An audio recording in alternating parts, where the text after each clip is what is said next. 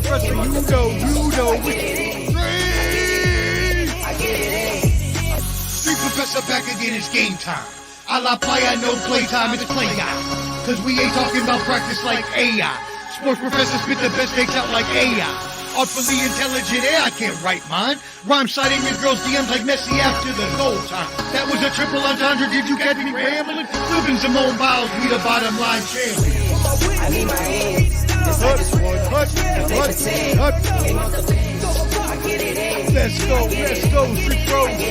Street pro, bottom line. Low, canteen, hot take, J&O. Sports Professor, you know which Yo, Street Professor, I'm back, baby, like I never left. Bottom line, low, canteen, hot take, J&O. Street! Stop. Go hard, or go home. Go home. Go hard, or go home. Go hard, or go home. Go hard, or go home. Touchdown like the end zone. When the circle turn to my home, can't get me out of my zone. Go hard, or go home. Go hard, or go home. Yeah, these championship rings on my hands now. In my head I'm top 10, yeah, that's hands down. You a squad, know you're looking man down. Funny how foes turn to friends now. Drive a race car like a Atari now. Call filling up, I need product again. Treat the business like a playground, might slide on you. Might slide on you. Do a backflip, cause I'm mad rich. I'm the definition of what that is. Go hard, or go home. Go hard, or go home. Go hard. Ew. Go hard, or go home. Touchdown like end zone. When the circle turn to my home, can't get me out of my zone. Go hard, or go home. Go hard, or go home. I'm a warrior, I go back to back, never back to back. If I top the top, then the double back, and I'm topping that. Yeah, I beat my own record. What up? Money fetish. Same team, I'm set. Never dull this. The bottom line. On my toes. Me and bro, that's the giving goals. Keep them coming. Keep it coming. I'm not dumb like that. I just wanna get Let's go. Go hard. Time to go hard and go home, baby. Go hard. So good. Go home. What's up? Go hard. Sports Professor. Go hard. Go home. Time to go hard and go home. Bottom line. When the circle turn to my home, I'm can't get me out of my zone. Go hard. Canteen down there. Hello, canteen. The Sports Professor. The bottom line sports show. Let's go. Let's go. Oh, here we go. Supposed to keep going. All right. Keep the bottom line. Keep the go hard or go home going for a little bit while we do the introductions. Waiting on Hot Take Jake to jump in. He'll be here in a minute, hopefully. You can go watch us on all these channels at The Bottom Line Sports. The Bottom Line Sports. That's right. We're on 3 YouTube channels currently. Let's Talk Sports, the Bottom Line Sports channel, and Ball and Bud Sports and Entertainment channel. We're also on 2 Facebook channels, ours and Ball and Bud, and Twitter and Twitch. And you can also listen to us the next day on Spotify. Let's go. 1,361 on the Facebook group. Appreciate everybody on the Facebook group. Subscribe at The Bottom Line Sports. Let's go. Welcome to the show. All right, here we go, man. Thanks to all the Facebook members. Appreciate you. Like, share. Give us a like, give us a thumbs up, a thumbs down, a laugh, whatever you want to give us, but give us something, some kind of reaction, comment on any of the topics we're going to talk about today in the world of sports. We're just a few 3 veterans and a regular guy just talking sports, having fun talking sports. Even though we have a professor. Oh, technically we have a professor here, but we're all just kind of veterans, regular guys, just talking some sports. All right. So look for us on all those platforms. All right, let's get into this. Omar, we're going to go ahead and go on without Jake, and maybe he can catch up later on. I mean, no one's missing his hot takes right now. Exactly. That's what I was thinking. I was like, no one's really missing it out. I mean, but some people kid, Jake, we kid. Well, we're missing out on some laughs without Jake, though. Definitely. He brings some of the entertainment. All right, so let's go. NBA topics. The NBA season kicks off tonight, right, Omar? Ball night. It's a ball. Let's go. That being said, let's get some NBA topics. The Celtics, the sports professor is a Celtics fan. Canteen follows the Hawks in Atlanta, and I'm a Spurs fan myself, and I think Hot Take Jake's a sports fan as well. So hopefully Hot Take shows up today. So Giannis Antetokounmpo signs a 3-year, $186 million extension. Hey, you're frozen, Omar. You good? Yeah, I'm not. Wait, I can hear you. Okay, good. Maybe you're just frozen on my screen. Anyway, so yeah, no one was tracking this. People were talking about him signing at the end of the season, an extension, but he signs before the technically a midnight deadline, and no one was even tracking this. There was no sign of this, but he signs it early. Apparently, the Greek Freak committed to bringing another chip. Looks like to the Bucks. What's your thoughts here, sports professor, on this one? Yeah, one thing I would say, can you hear me all right, gentlemen? Yeah, I can hear you good. Perfect. One thing I would say, Flo, is I don't understand what you mean by no one was tracking this. Well, everybody in the sports media said this was caught everybody by surprise. He was going to sign an extension, but it was going to come at the end of the year. And so a lot of people were saying that no one was really I don't know. That's not what I heard. The sports professor got the inside word. From the insiders I had been talking to. He's got insiders. Insiders.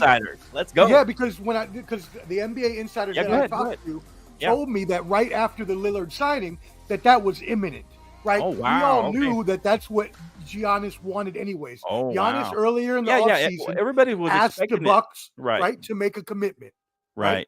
Yeah. So his plan was, if they make a commitment to me, then I will re-sign a contract. So, and they went out and got Lillard, as everyone knows. Right. And that is the commitment that he needed.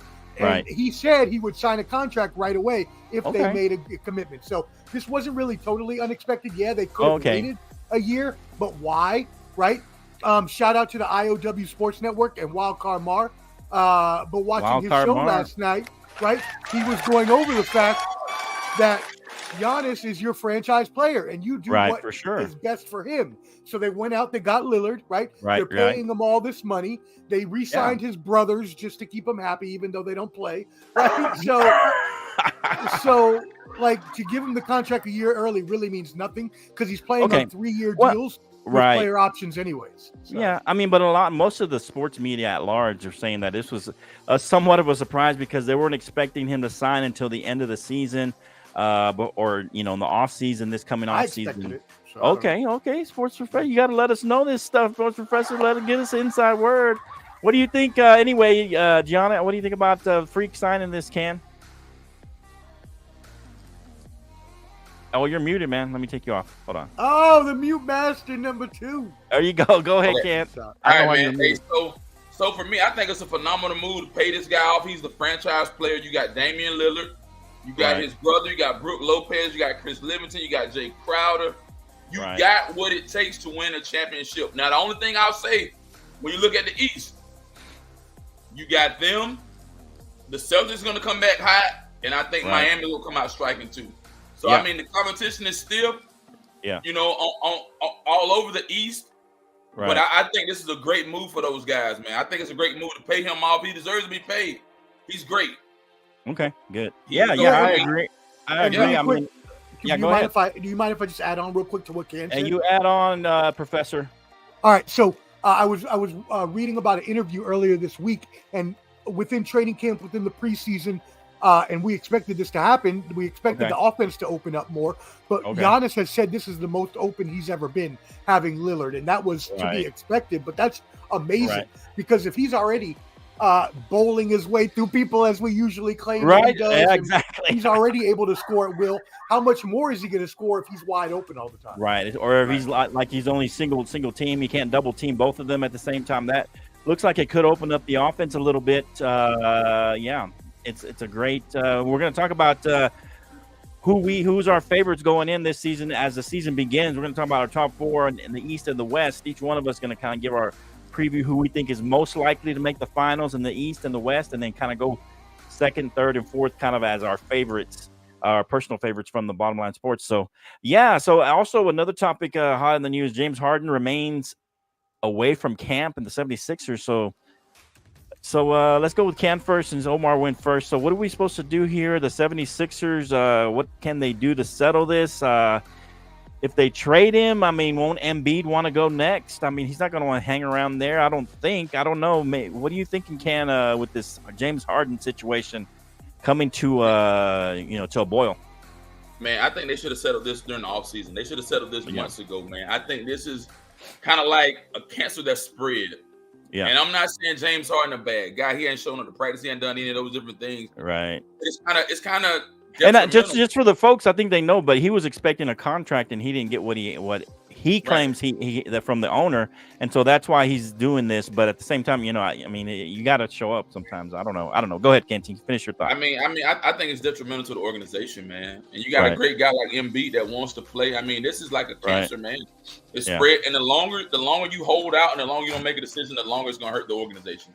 Right. I mean, he can't hold out forever. To be honest, before we go to this professor, if you got anything else, you can go. But I mean, he's going to get paid. I mean, he can't hold out and not get paid. He's going to show up at some point. We just don't know when that is, or if they're going to trade him before that happens. So you got something else, Ken, and then we'll let Professor go. No, I was going to ask. I was going to let Omar speak, and I was going to ask the question. The question we can talk about after Omar goes. Okay. If he's traded, where's a good fit for James Harden? If he's traded, where would he fit into an organization? Which team? I know I think he wants to go to the Clippers, but we'll see what happens. Go ahead, Omar. Yeah, I was going to touch on both of those things. So first of all, let's touch on what Ken said. This is hugely detrimental to the organization to have this hanging over you during training camp. This has already lingered on since last season. He already got Doc Rivers fired. Now he doesn't want to stay with the team. He's already pissed Embiid off too now, to the point where now Embiid is thinking about wanting to go elsewhere. So this is just a mess. This is and the problem is that James Harden might be a nice guy. He might be one of the best guys in the world. I'd love to go party with him. In no mentionable places. But he's done this everywhere he's gone. Every place he's been. He has caused this ruckus, caused these shenanigans that have caused the organization to implode, not only while he was there, but then after he's gone, and he just keeps going and doing it everywhere. So my thing, I agree with Ken, he has to be traded now. The longer you wait into the season, it's not going to get any better, especially if he decides to truly not show up once the games start this week, which I can definitely see him doing. And so the thing is, trade him to the Clippers. If he wants to be traded there, great. Now, the problem is the Clippers don't want to give up as much as the 76ers want for James Harden. So, and again, that does go back to, this is the 76ers' own doing. As you mentioned, James Harden, we all know, has a really good relationship with Daryl Morey, or had, in retrospect, had. And so they had unspoken agreements that Daryl Morey was going to recompense James Harden on money that he had sacrificed for the betterment of the team. If he went ahead and signed that extension, and he did, and he gave more money for them to sign players around him, and then they didn't give him the money that was owed to him. Which I agree, you make that agreement whether silent or not, you got to hold to it. Definitely a silent agreement. Yeah, it's already past that point now. Now you got to trade him. So the thing is finding a deal for the Clippers that the Clippers will like, but it's going to be at a diminished price because. Everybody knows he wants to go, so you have no leverage. Right. Well, I mean, it's similar to, I guess, a little bit similar as far as, where can he go to the Dame situation, because he said he's going nowhere except the Heat, and then they ended up trading him to the Bucks. But Yeah, it's a kind of a difficult, sticky situation.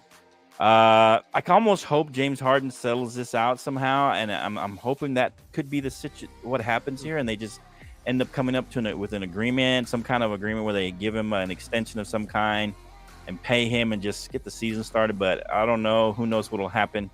A lot of times, at least in the past, when James Harden has been disgruntled, he does not settle with that team until he gets traded somehow. So that's been his history, and so we'll see what happens. I don't know. I guess Jake's not coming today, so we're gonna move on. Any final thoughts on that, Ken or Omar? Nah, I'm good. Okay. All right. So let's go. Let's do our NBA season kicks off. No. Oh, I'm sorry. So Okay.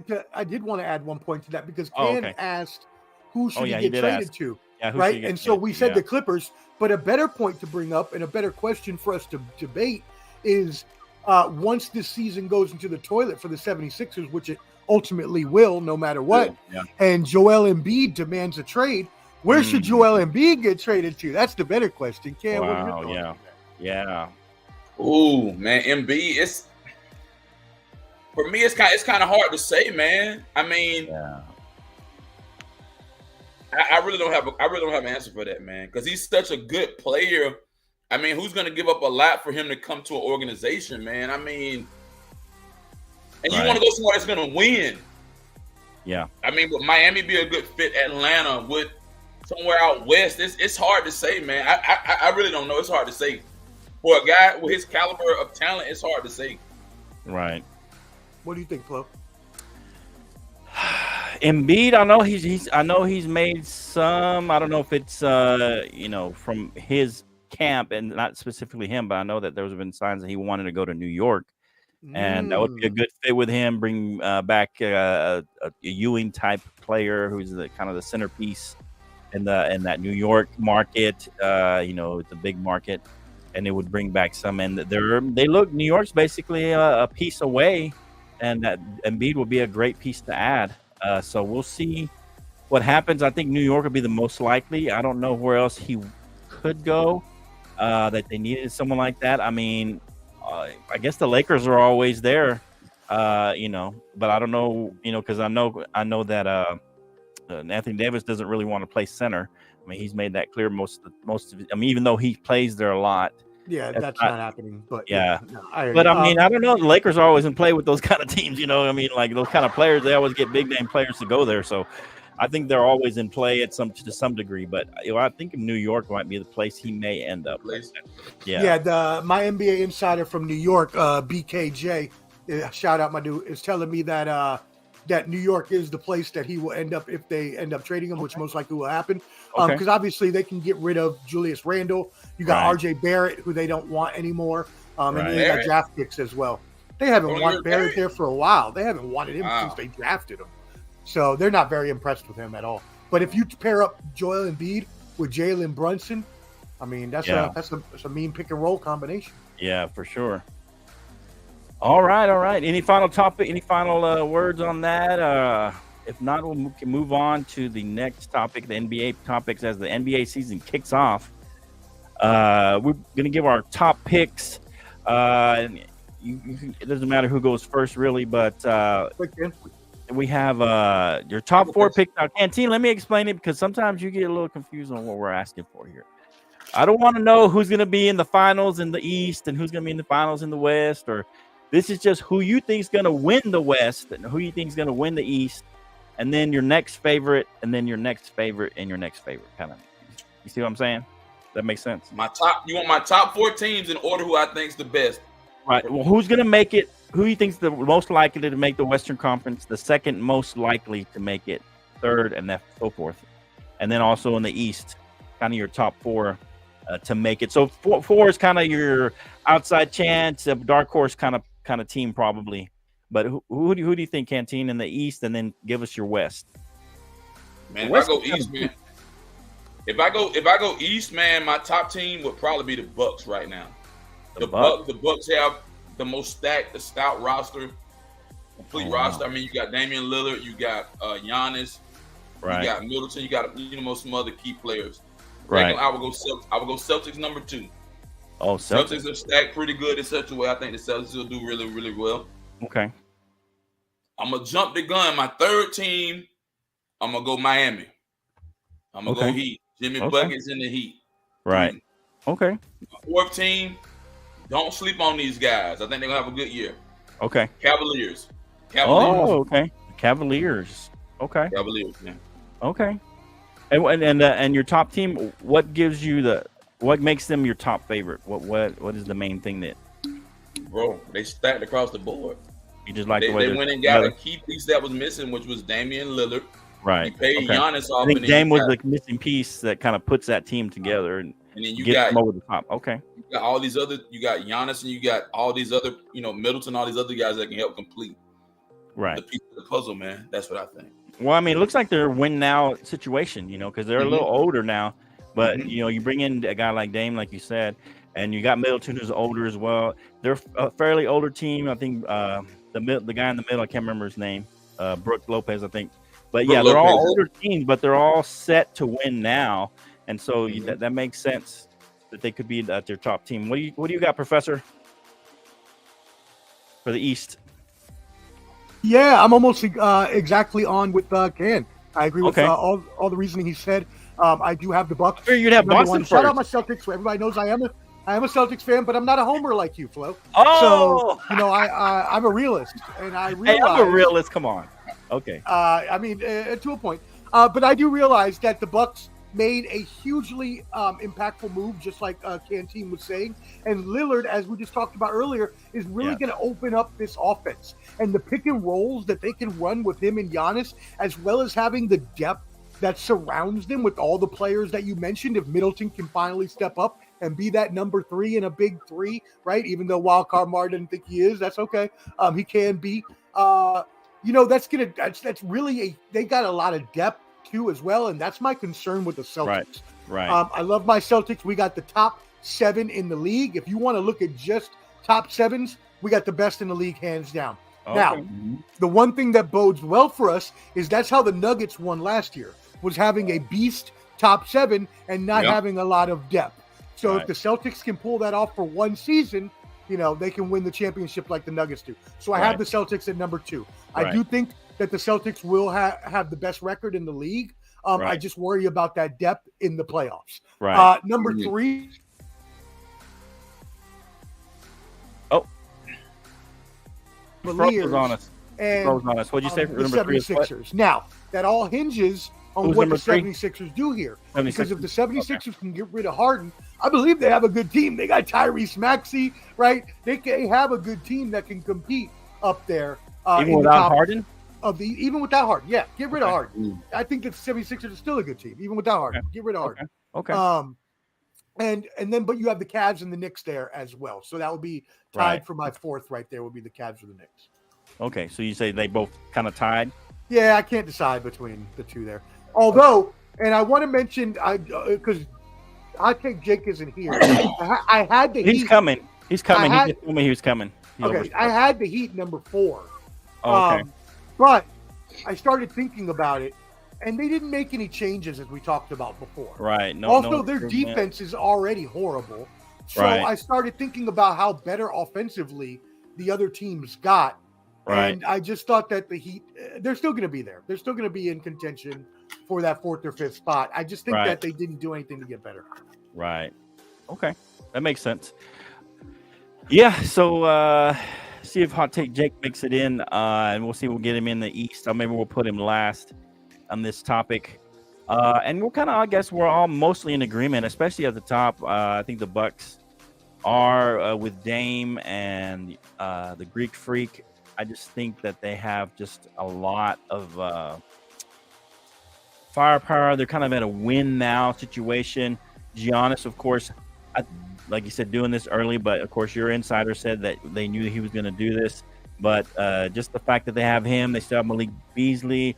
Chris Middleton had a lot of injuries last year. I think he'll finally be fully healthy this year. Brooke Lopez, and you got Bobby Portis, who's good off the bench for Brooke Lopez. You still got Jay Crowder there. And so I think that they got a lot of pieces there. They're older team, so they're in a situation where they're win now. Damian Lillard as well. He's an older guy, so they're in a situation. They still got campaign also.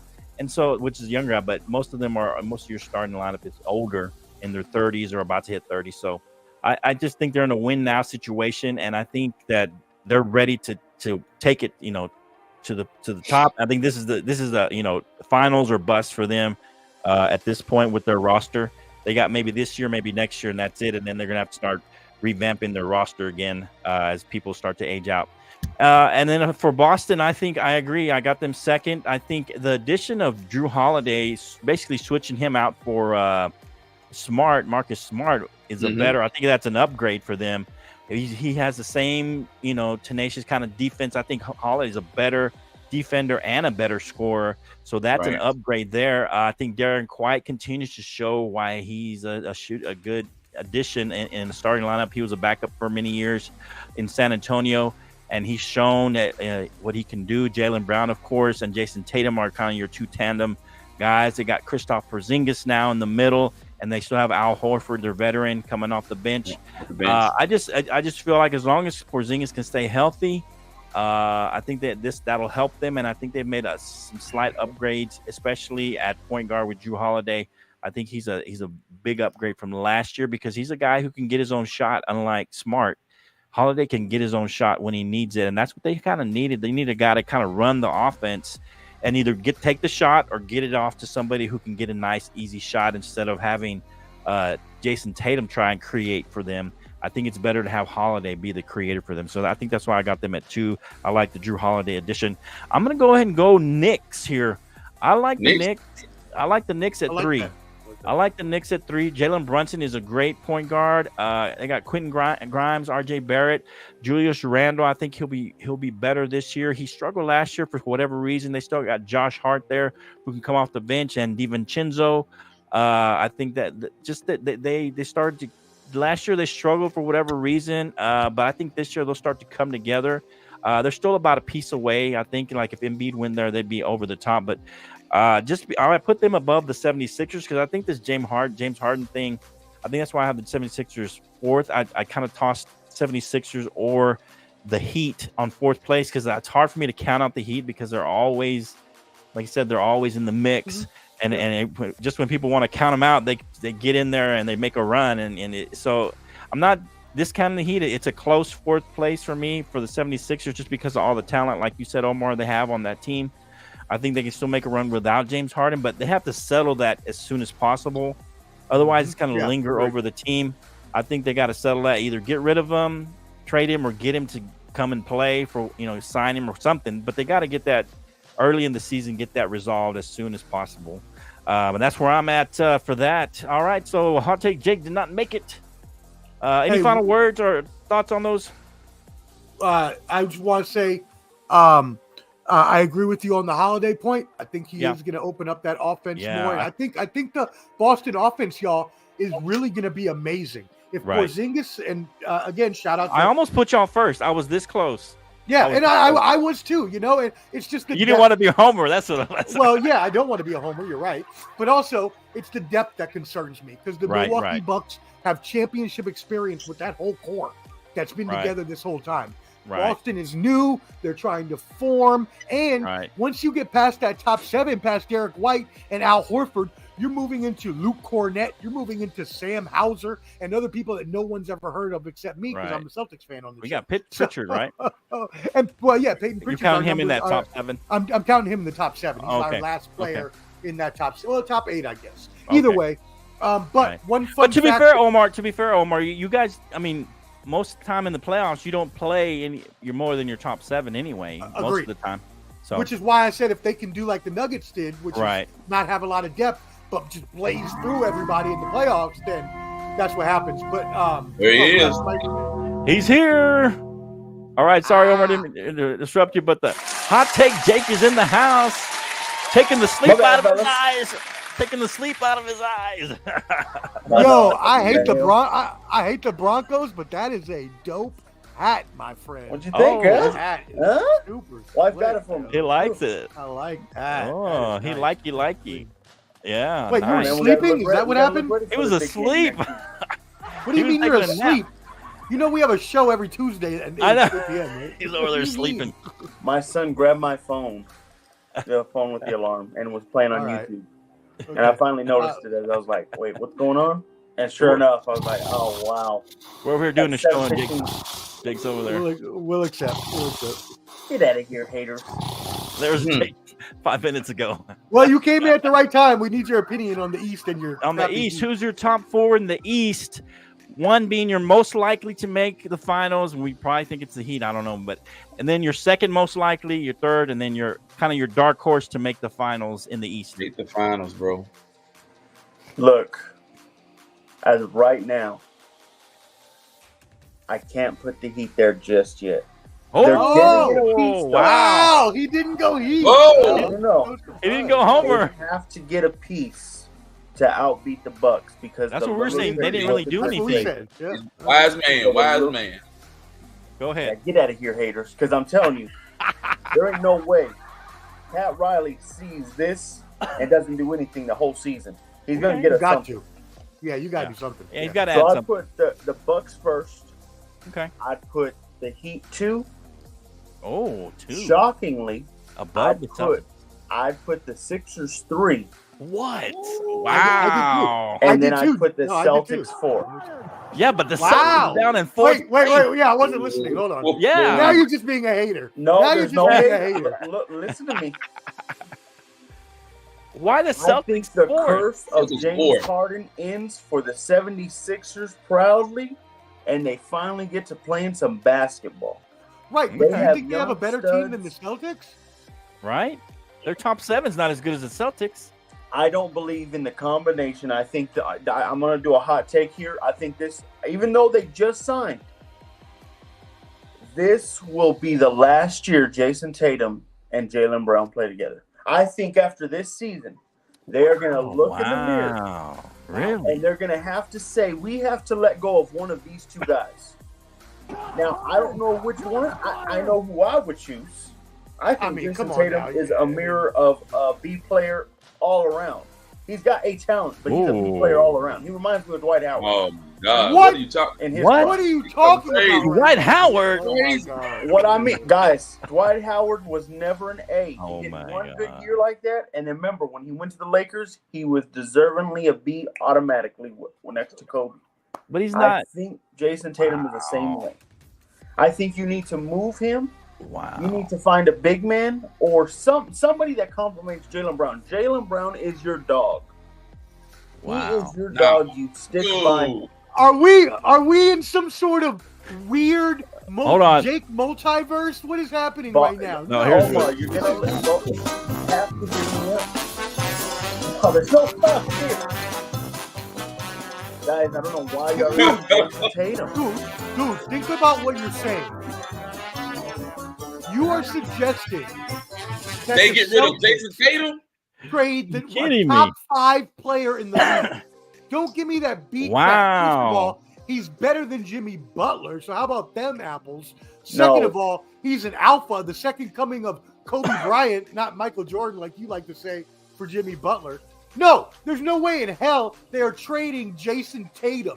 And the only way they trade either one of them, including Jaylen Brown, is if they hugely implode and like bow out in the first round. Then I could possibly see that. But Omar, no, I don't I'm agree. telling you, bro, something. Omar, do you want to keep seeing Eastern Conference as your championship every year, or that's your goal? I agree Come that, on, man. that they need You to gotta get make over a big that move. hump. Danny Ainge would have done a big move already. He would have done a Man, big Jay, move already. Jay, That's come not on, the bro. move. That's not the move. Jay, He built this team already. Wow. I think he would already realize we have to move I one of can't these two tonight, man. stars. I can't.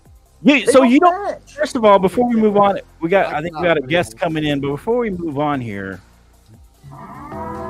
so you don't think adding Drew Holiday is an upgrade from Marcus Smart? That's like a No, I think, and I talked to Pac-Man earlier. Paxton said this because Paxton likes the NBA too. He told me specifically Oh, that Marcus Smart trade was one of the worst trades. I mean, the Marcus Smart move of letting him go what? was pretty stupid, Wow. beyond dumb. That is an I think upgrade he's your on only both sides of the defender. ball. He's Are your you only kidding good me? defender, guys. Okay. Drew Holiday is Okay. is way older. Okay. All right. Drew Holiday is an upgrade offensively. but and not defensively. I mean, he's the same. No, he's not. Guys, He's this as is not good Drew as Holiday of Smart. 20. Marcus Smart was how competitive. old is Marcus Smart? He's in his 20s still, right? Late 20s. 29 or 30. I think he just hit 30 a couple. And how old is Drew Holiday? Like 33, 32. 33. He's a couple years He's up older. there. Than Smart. He's up there. Okay. I think he's the better offensive guy, though. He's definitely better offensively, but he's Which not is what better they need. defensively. And I think he's just as good as Smart, my opinion. He is almost as Defensively. good defensively, almost. I yes. think he's just as good. I mean, hey, don't get me wrong. I am thrilled to have Drew Holiday. Shout out my fellow Bruin, right. UCLA. But also losing the heart and soul of your team like Marcus Smart, that hurts. It does. There's no admitting that Right. it doesn't. Right. But You got to I put that don't into thi- I- perspective. But I don't think that takes away Right. enough from what they added with Holiday and Porzingis. That Right. offense can be unlocked to be something Right. that's scoring like 125. I agree. I don't know why we agree. keep saying Porzingis' name like that's Because even a threat. Because if he can stay healthy, dog, no. You know what? He's a I want to plus. say this now. Porzingis is I a want to plus. say this. I want to say this now. Bring Clubber. Bring him on. Bring him on first. Bring him on first. Saying that, You know what that means? Yeah, Clubber D, get on because You know what saying that Porzingis means. is like saying the Cowboys are making the. Let's go. Here we go. That can only mean one thing. Some people call him the Whoop. He's the one, the only Clubber D.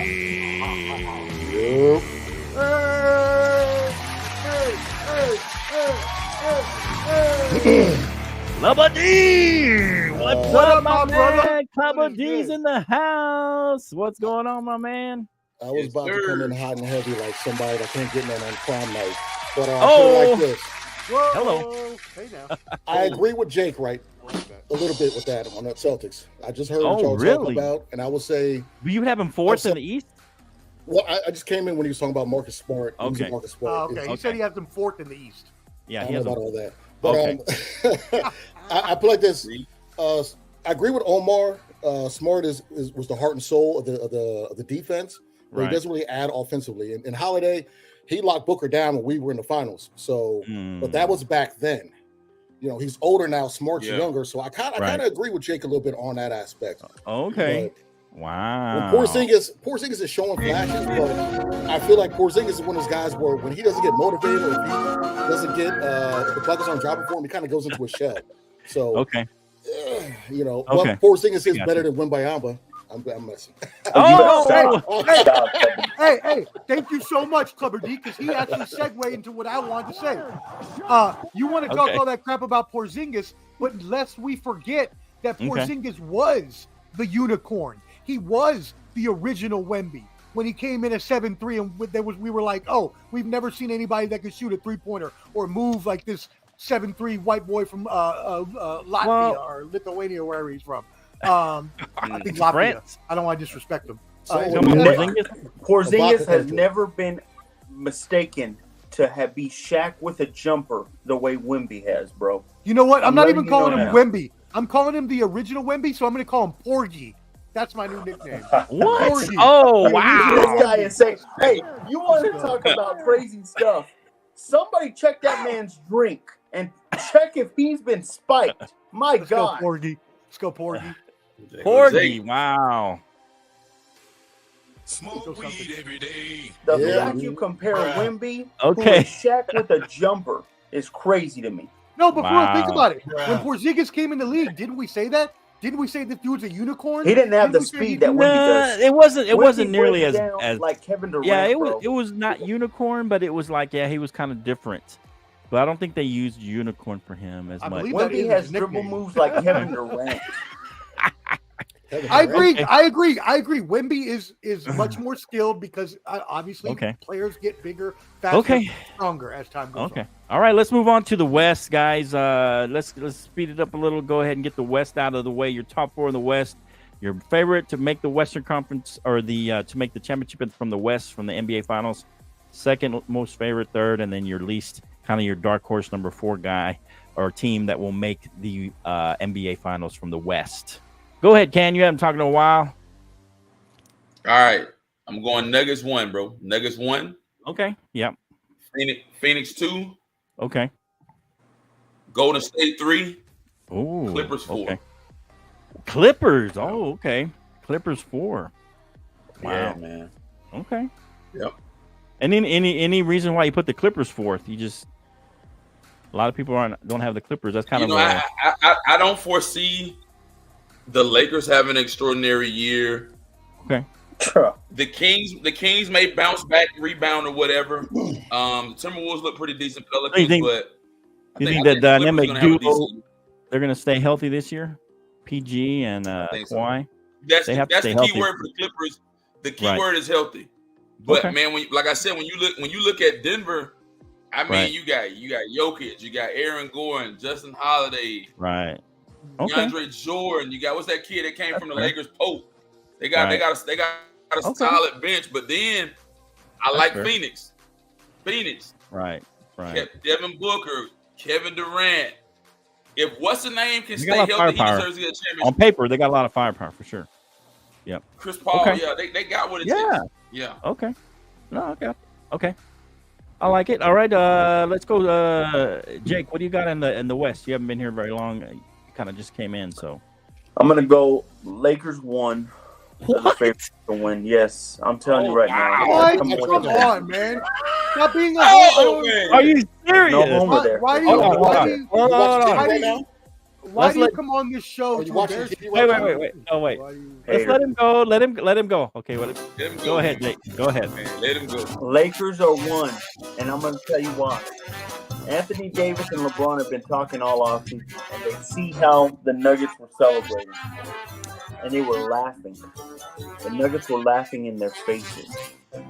LeBron dedicated this season to Bronny James, and I think he wins ring number 5.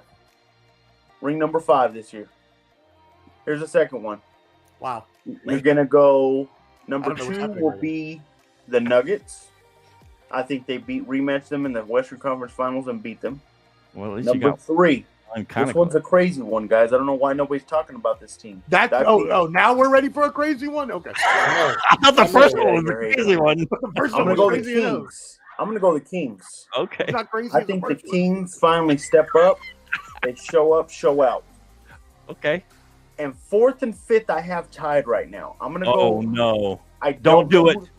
Don't do it, Jake. It's between the Warriors and the Spurs. I don't know who to pick. I don't know. Don't do it. Don't jinx us, Jake. Just put the Spurs 5th. 4th or 5th. I don't know who to pick.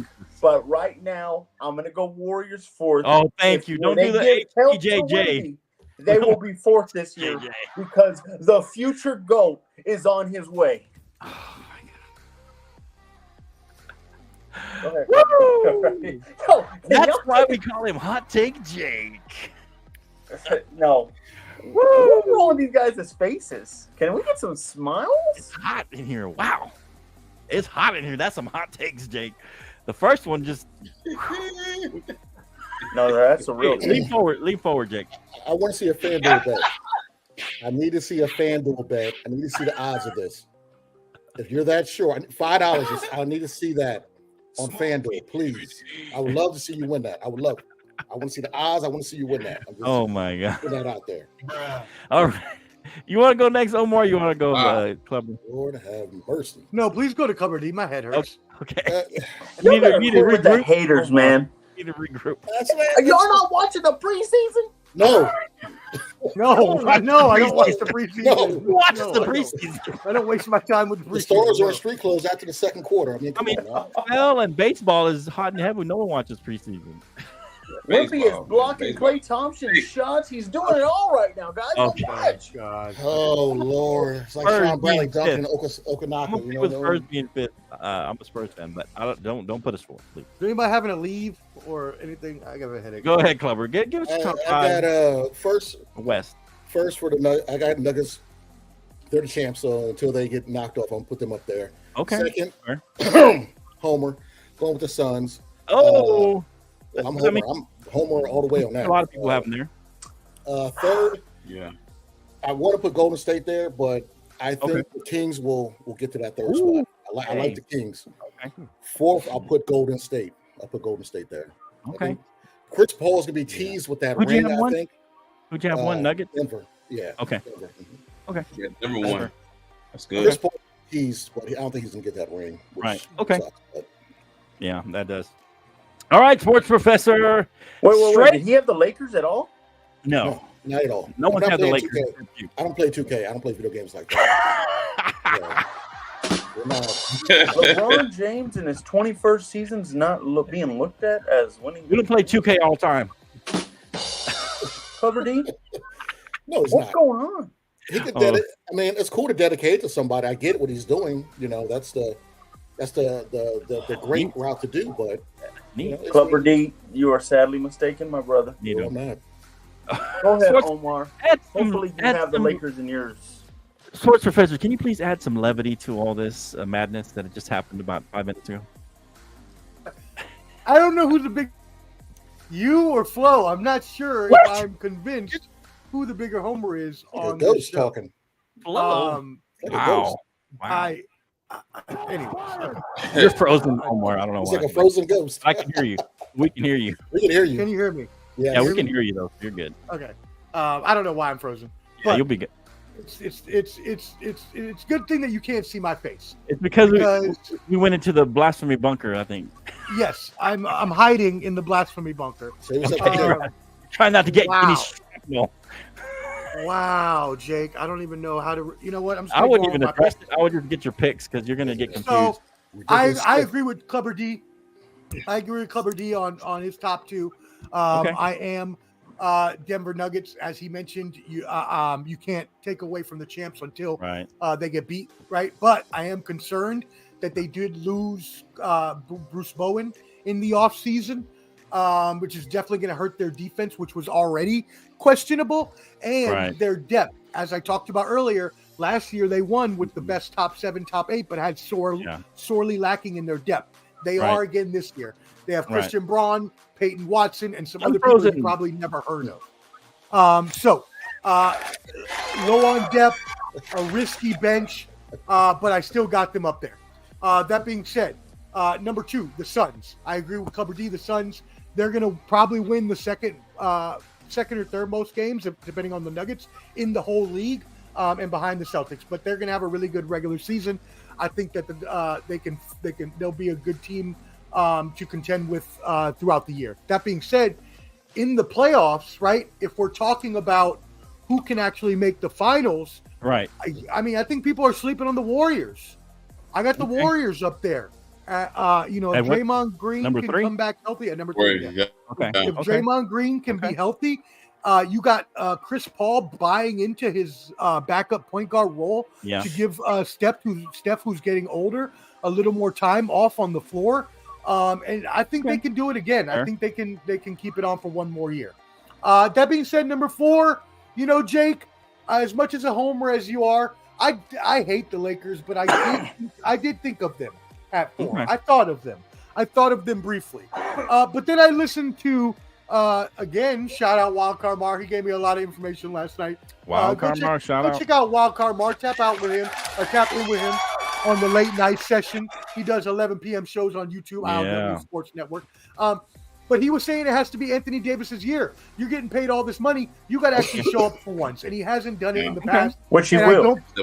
I don't believe he won't. I don't believe he will. LeBron is getting older. I don't believe he will. I believe they'll have the same crappy seasons they've been having in the past. That he believes in Porzingis to show up, but not Anthony Davis, who did last year. Well, Porzingis showed up last year too.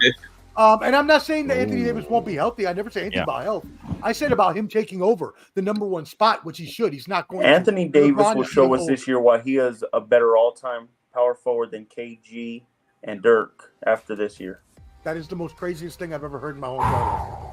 I don't even know how to continue with the show. I kind of want to come on, Jake. What you talking continue. about?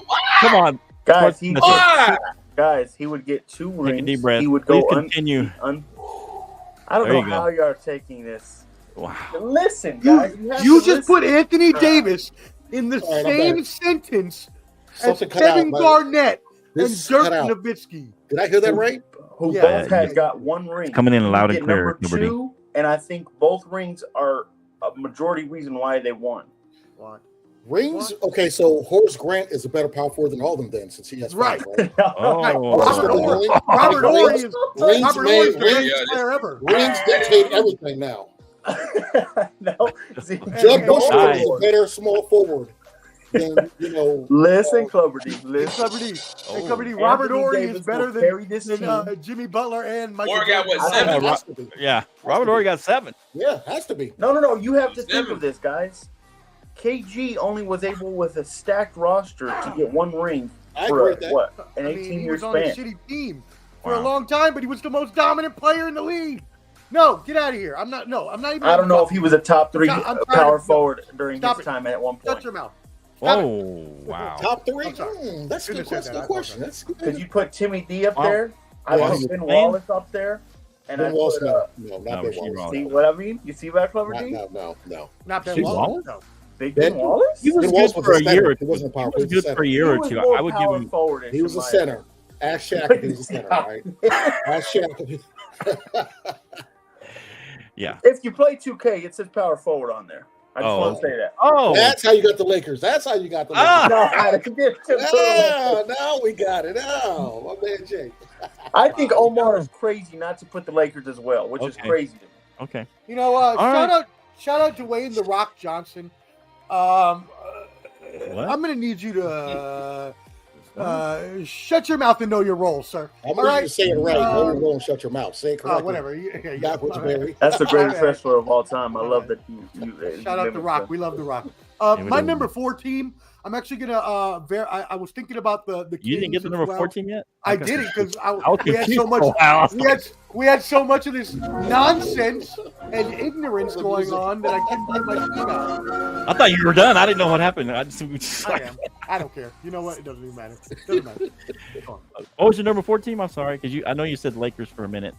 No, I was saying I had actually thought about the Lakers for a second. Right. But But we never got to I'm gonna go the Wolves. Number 4. the Wolves. Hmm. Minnesota?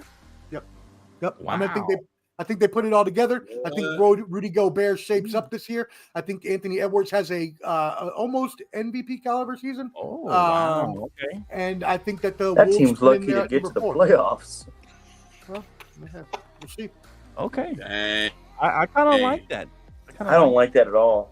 I kind of like That's a I hard like them in read. like a 6, maybe Stop 7. stretching, Omar. You're reaching too far. I thought about them. I thought about the Kings, and I thought about the Lakers. There, I also Right. thought about the Clippers, but you They're know, barely above a step in I playing like team. the Wolves though. I don't I want to talk about blasphemy. now Yeah. if the Clippers were to get James Harden and he were to integrate properly, I mean, you're Please moving stop. the Clippers up. That's Yeah. I'm done I- with it. You know, it's a big I like gap. that one. Actually, Professor, I like the Wolves take. The only thing that got me was Cat. I just don't believe in Cat anymore. I just Well- think he's fallen short too many times. He's either The thing injured is- or he's falling short, and that's your guy. That's the guy who needs to be your. I mean, of course, Does he need to be the guy? That's the thing. but that's what Why I'm can't saying. they- why Everybody can't they has all him as just the guy. That team play- has him as the guy. I mean, Well, that could be moving to Edwards. Is what I well, hear. that would be great if they moved to Edwards as the guy. He's think the he OG. could work, He but I should don't- be the guy. He was there I don't first. know that they moved him there yet, but we'll see. All right. Hey, you know what? A fun fact, real quick, before we move Okay. on from the NBA. There is Okay. a record 125 international players playing on tonight's roster representing 40 countries. That is a record over 121 set a couple years ago. 26 from Canada is the most. Okay. Fun fact. Just a fun fact. Good. Fun fact. That's Okay. why USA keeps losing in basketball. Oh. Okay. So.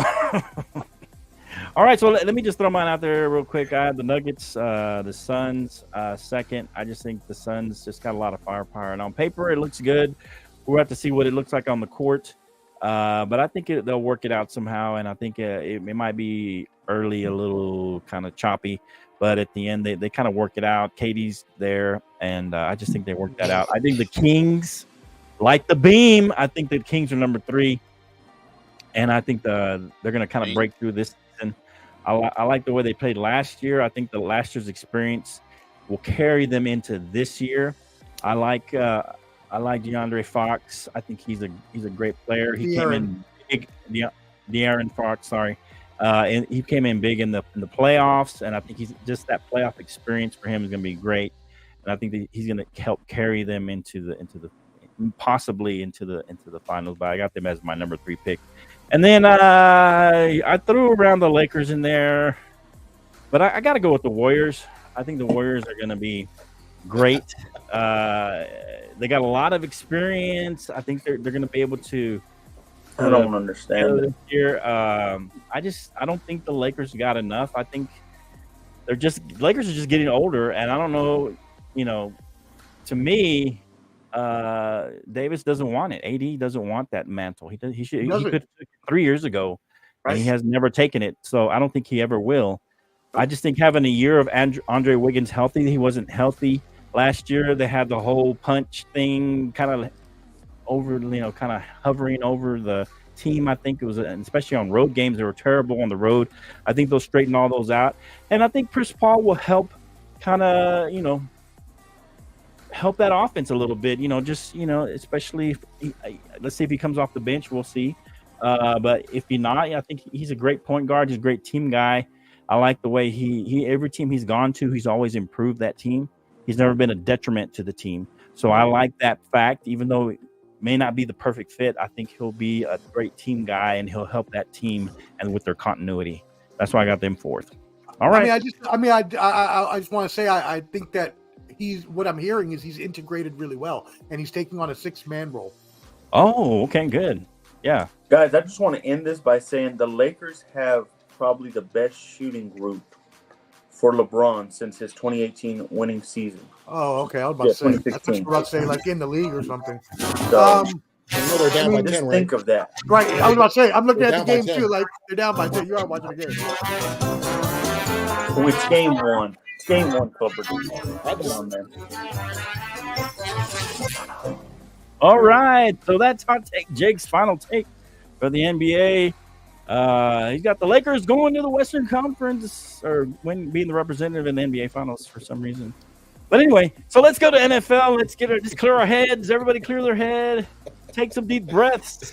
That was some hot take. Are we still on? Yeah, we're still on, I think. Oh, okay. All right. Yeah, I think we're still on. Get out of here, man. The censors haven't taken us off yet. For the blasphemy going on. All right, so Sunday Night Football. Let's hit that Sunday Night Football and the Monday Night Football game. So let's see. Sunday Night Football was in the Eagles. Did we just spend an hour on NBA? Yeah, we did. We spent quite a bit. I think it's because an hour. Yeah, it wasn't a full hour. I think we started. We opened up. Yeah, we did almost spend an hour on it. Wow. I told you it was gonna take a while. I don't know why. Yeah, we got to go. Yeah, man, we got to move this. Wow. I should have moved it along, but that's my bad. All right, so Eagles take down the Dolphins. All right. So are the Eagles the best in the NFC? And did the Dolphins, as we've been our buzzword for the last 2 weeks, get exposed? Stephen A. Smith School 101. Wow. So what do you think? Go around the horn. Let's go Canteen to my left. Did Skip Jr. just add some echo to his exposed? Exposed. Wow. Radio Insider. Okay. Exposed. All right. So Canteen. So you saying it's Sunday night game? So yeah, the Eagles the best in the NFC based on what you saw, and are the Dolphins get exposed? I mean, right now, if you look at all the teams right now, the Eagles are the best team in the NFC right now. Yeah, they are the best team, and then the 49ers will be the second team to them in the NFC. Really? And then Detroit. Okay. Now listen what I'm saying. On Sunday night, Jalen Hurts went 23 for 31, 279 yards, 2 touchdowns, 1 interception. They utilized Swift in such a way, 15 carries, 62 yards, and then A.J. Brown, 10 receptions for over 130 yards and 1 touchdown. Do I think they exposed Miami? Not really. Yeah. Miami. I mean, this past week has been like up and down football games. The teams that you expect to lose didn't lose, and the teams you thought that you thought were not going to win were the teams that won. With the 49ers in Miami, with the 49ers in Minnesota, and with this game right here. So I think that this is. I expected Minnesota to win on that one. wake-up call for Miami. You said the 49ers window. Well, I said I wouldn't be surprised. I had a caveat. I was the only one. I was the only one. Say they're going to win. Don't do that. Don't do that. Don't do that. You said, I got the Niners, but I could see them. No, I said I would not be surprised. Minnesota, and I gave my points. No, you don't get no caveat. The defense was playing well, and that they're a desperate team, and even without Justin Jefferson, that they would play well. So I was the only one defending them. How's that, Number D? That doesn't work. I was the only one defending them that they could win that game. Man, it's nice. It's a sunny day, but man, hope it doesn't rain. Oh, the rain! I called it. It doesn't. Get out of here, Number D. Get out of here. I'm gonna kick you off. Real quick. Okay. But yeah, man, I think it was a wake-up call for Miami, man. Okay, but not exposed. Okay. Go ahead, Professor. What do you got in this game? Nah, man. No, you know what? No one got exposed. All right. We need to stop using that word there, Skip Bayless Jr. It's tough when you're playing in the NFL and you're playing against other really, really good teams. And, I mean, even if you're playing against a crappy team, okay, you're going to have a challenge. But you have the Dolphins coming into your home. Yeah. One of the the most high-powered explosive offense in the league, and you hold them to 17 points. I think that is a testament to the Eagles' defense. I also think Hurts handled and managed the game well after you've been giving them so much crap all year. That being said, I think this was a statement victory for the Eagles. I don't think it necessarily diminishes the chances of the Dolphins. I still think they're one of the top teams in the NFC and the AFC. But I do believe that this has solidified the Eagles atop with with San Francisco having injury issues, things like that. I think this solidifies Eagles at the Eagles at the top. Okay. What you got, Club? I've never seen a person or a fan of a team that got waxed by 40 points. I mean, 30 points. Talk so much junk as if they didn't lose to this team. Like, I don't understand this. Like, what planet am I on? All right, anyways. Are we talking about 3 weeks ago? Still? Yeah, it don't matter. It don't matter. I haven't talked about that game since 3 weeks ago. Yeah, I know, because Brock Purdy was sitting on the bench in the fourth quarter. Now, I haven't talked about it in a long time. Heavy dose of Sam Darnold. But I will say this: there's a stat with there's a stat against the somebody's Dolphins feelings are hurt, where they're only like 2-7 against like tough teams. They're blowing out all these like mediocre or lesser teams, but when they go against tough defensive minded teams, they're not doing so well. So I got the Eagles as the top of the NFC, and they're doing what they're supposed to be doing to teams they should beat. And they're hushing a lot of people with this high-powered offense coming in, and they're stomping them. They're steamrolling teams, especially with the running attack mixing it up. Now, I don't think the Dolphins are done. They lost to Buffalo, but that's within the division game. So sometimes division games go up and down. You know what I'm saying? Because it took the Philly to beat the Commanders in overtime when they should have steamrolled them like everyone else. So division games, take that aside, but losing to Philly like this, it's kind of it's pretty bad. But I still think Dolphins are still one of the top teams. But I got the Eagles as a top team in the NFC for sure. All right, hot take. You've been waiting patiently for this. Well, I called this up. I called this that day. I said that the physicality was going to meet their match, and this is what I meant by that. I think, guys, we're looking at last year's Chiefs right now. I think they're on a run like no other. Oh. And I think it's about to get worse and worse for teams ahead against them because the Eagles look like they can beat you any way they want to. Okay. If they need to run the ball to get 200 yards, they can do that. If they need a pass and Jalen Hurts has to throw the ball deep, he can do that. If they need to play defense, exactly what they did to hold that team. Remember this. There was 17 points on that board, but remember, there was a fluke pick 6 that also came. That's called so this team very well scored 7 points that whole game. And that is a top Tyreek Hill, Jalen Waddle is a great offense. I don't see them facing an offense like that in the next coming months unless they see the 49ers, which they will. But a healthy 49ers roster. That's what I mean by that. This Eagles team is showing us. I'll say this. I see the Bengals, of course, making the AFC. Right. I would hate for the Bengals to see that team. I would. Okay. To see the Dolphins, you mean? No. I hate for the Bengals to see that Eagles team in the Super Bowl. In the Super Bowl. Oh, okay. Because I say the Bengals are going in the other side. Oh, okay. Did you call that? I guess so. Yes, I had the Broncos losing to them in the championship game. I mean, it is what it is. I don't know. My take is, I don't know if the Dolphins got exposed. They are who they are to me. They haven't beaten any good teams. They've blown away the bad teams. I kind of agree with Clubber D. They've beaten kind of the bad teams. They haven't really beaten a solid team. But that could just be an anomaly. It could just be one of those things. But yeah, they've definitely struggled quite a bit with the higher tier, what you would consider the top teams in the AFC, NFC, which would be Buffalo and Philadelphia. Those are more your top 2 or 3, 4 teams in the conferences, and they beat the other teams. They did struggle with the Chargers. They struggled with New England, so it could be like a rivalry thing. I mean, they blew away the Broncos, which was pretty funny, but I don't know. I don't think they got exposed, but I think they got some soul searching to do. And I think when they get who is it, Jalen? When they get their cornerback back, I think Jalen Ramsey back. I think that'll help on their defense. I think the defense played pretty well against the Eagles. The Eagles are who they are. They've pretty much gotten away with Jalen Hurts, all his turnovers, 2 fumbles and I think 8 interceptions haven't hurt him yet. But I think at some point those turnovers will hurt them at some point in some game, or maybe a few games, maybe even in the playoffs.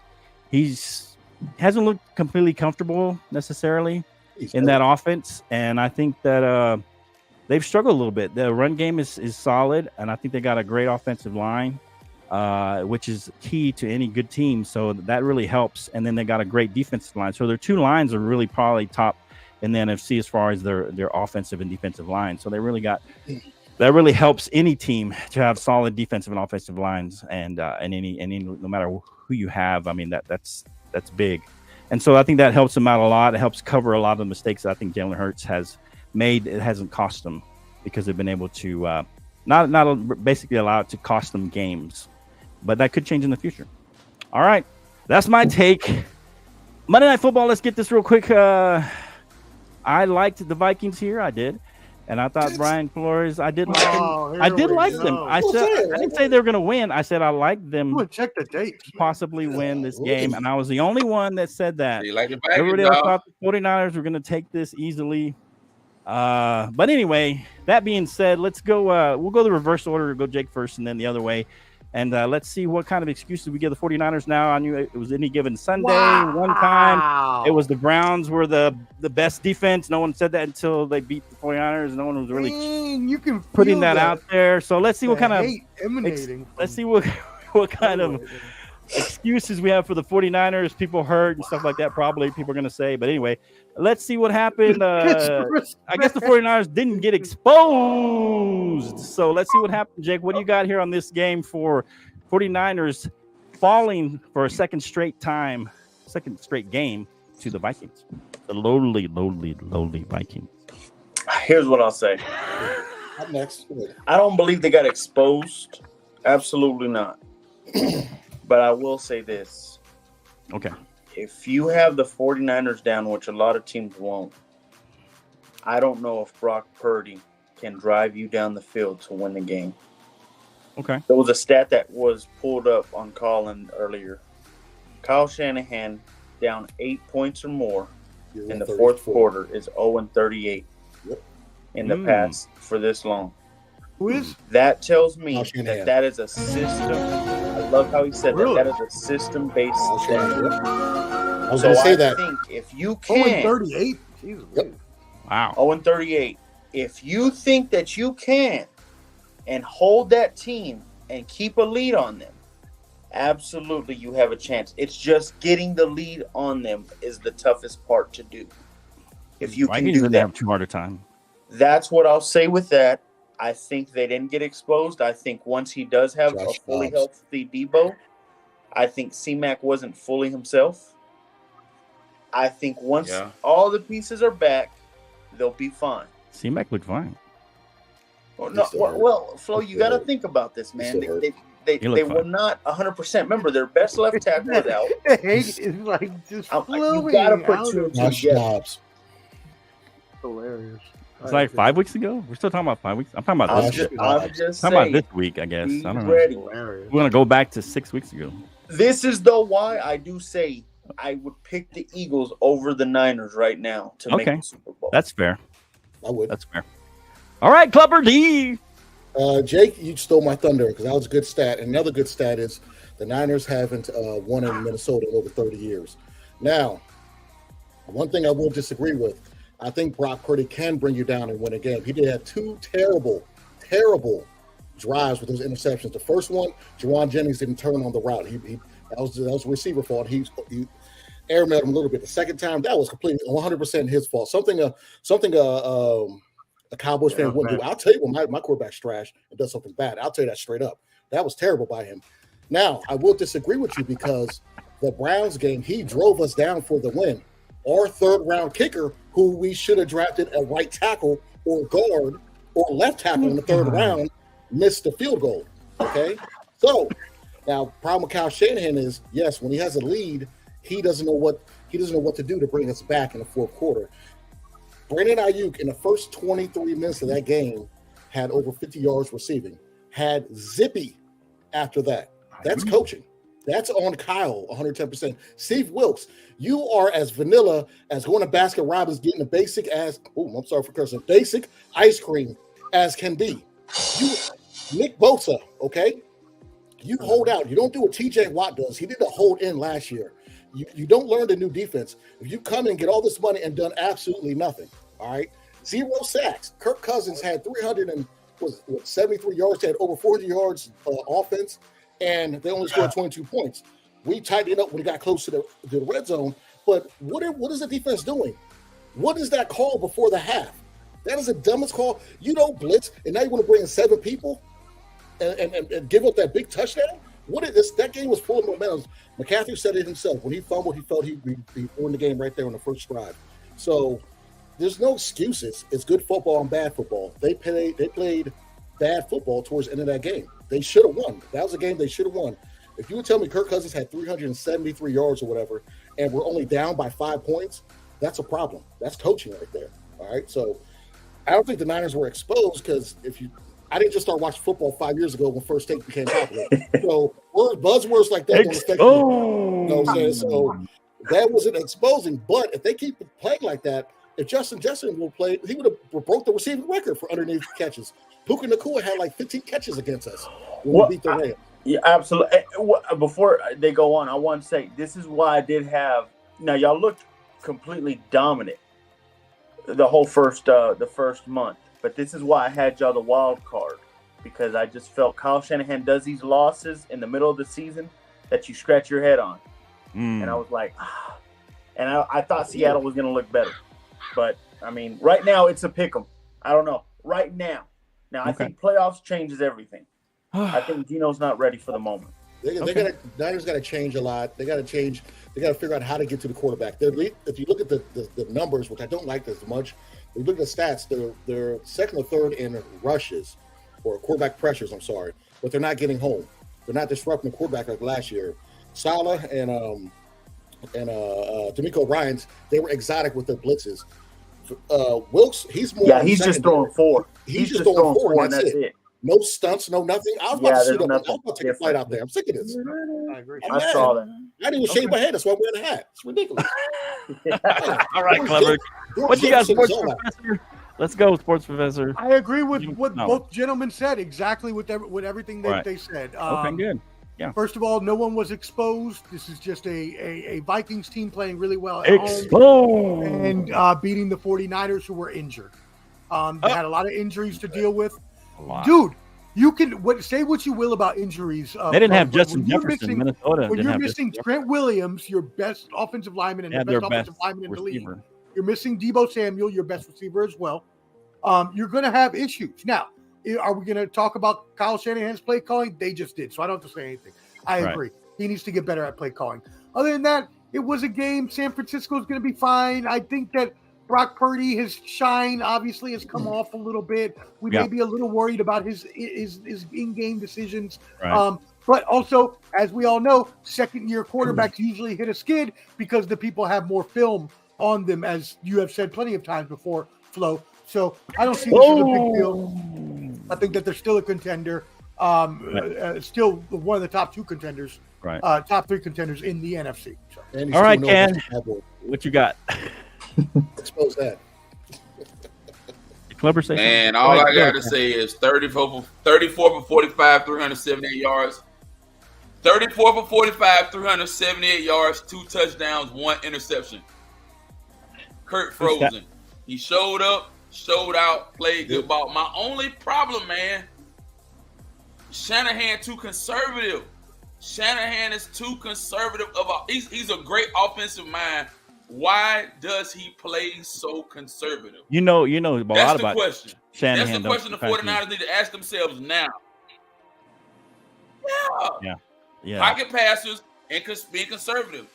I don't think they were exposed. I think the 49ers got a lot of great football left. Yeah.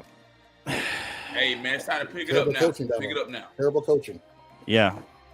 I agree. I'm not going to reiterate what everybody said. I agree a little bit. I don't buy the Debo thing. I think they have plenty of offensive weapons. Vikings without their probably one of the top, if not the top receiver in the NFL. Was not there. And everybody had the big, everybody puts out the big, that Kirk Cousins doesn't show up in prime time. And I said, that's not necessarily true. He doesn't always lose. He does well sometimes in prime time. And so this would be good. Yeah, but it doesn't matter. But this is every time in prime time. I think he has a 12-17 record now, 13-17. So it's not like he loses every time, but it comes up every time in prime time that he doesn't perform well. And he did perform this time, so we can chalk this up to another one that he did well. So, but that's just one of the narratives people have and they put out there. So the only thing I'm worried about, I don't think the Niners got exposed. I don't think they got exposed necessarily. I think they are who we thought they were. You guys brought up all the coaching issues and things like that. And the same thing, I brought this up early in the season. When will Debo and when will Mac CMC when will they be injured during the season? And that's part of who they are. They get injured during the season. I don't know. Brock Purdy, he is who he was. I mean, he's never had to come from behind, so he's never been in these kind of situations. They've had the leads in all the games, like most of you have talked about. The only problem with the Niners' is that their upcoming schedule gets pretty tough. It doesn't get any easier. They go and play the Bengals. Then they got Jacksonville, then a frisky Tampa Bay, a frisky Seattle team. Then they got Philadelphia, then Seattle again. And then they got a break, with Arizona. But their next 4 or 5 games are going to be pretty tough. And losing 2 in a row is not bode well for them. And like Hot Take Jake said, they might be a wild card team. I don't know. It's a possibility with their upcoming schedule. We'll see what happens. Cincinnati is pretty desperate at this point. They're last place. And Hot Take Jake says they're coming back. He says they're coming back. I don't know. But I know Cincinnati is a pretty good team, and I know that Burrow was injured early, so that didn't help them having their quarterback injured. Now he looks healthy, and I know now they really are desperate for this win, so that doesn't bode well for the 49ers. Losing 3 straight would not be great for them, but that's a possibility right here, them to lose 3 straight with Cincinnati coming into town. I think they can beat Jacksonville. Tampa Bay, who knows, might surprise them.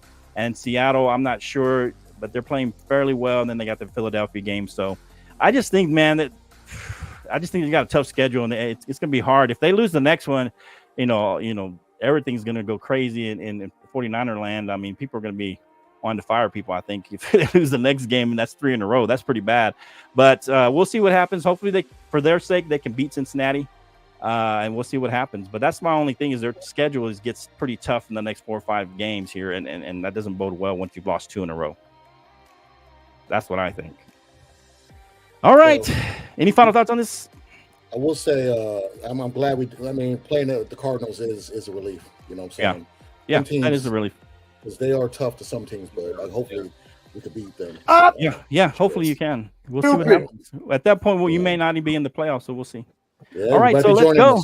Let's go. All right. I love the little cover beef we got going on. Let's go. Hey, let's go. I like the back and forth, Clever D. I love it. Appreciate you, Clever D. Get smoked by the Commanders. You might.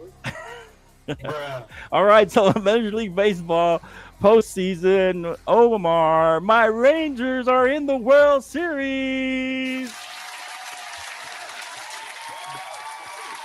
Let's go. All right, so that was my pick for the World Series, but I had the Braves, so that didn't work out too good. But anyway, so the Rangers lost momentum, then they got it back, and then the first time since 2019, the road team wins every game. Omar, give us your thoughts. Give us your spiel on this. My Rangers going to the World Series, and then the Game 7 is tonight. They're probably playing right now, so give us your intel, and then y'all can bounce off of Omar, guys. Yeah, before we get started, a couple of score updates. First of all, Hot Take Jake's sorry Lakers are down 10 to the Nuggets going into the fourth. And also the game you just talked about, the Philadelphia Phillies are leading the Arizona Diamondbacks 2-1 in the bottom of the fourth. Philadelphia has 2 men on base with Brandon Marsh up at the plate. Right. So there you go. That's your update there. That being said, you were right, Flo. You cheered for your team. They got there. Your team had what we talked about all season long. They had that momentum coming in. So I'm not going to harp on the momentum again. That's what they had. They lost. Obviously they lost to AL West at the end of the season, but then they came through and they swept the first 2 series of the playoffs. They have a really deep lineup. They paid a lot of money for it with Seager and Simeon, so they're getting the production that they have paid for.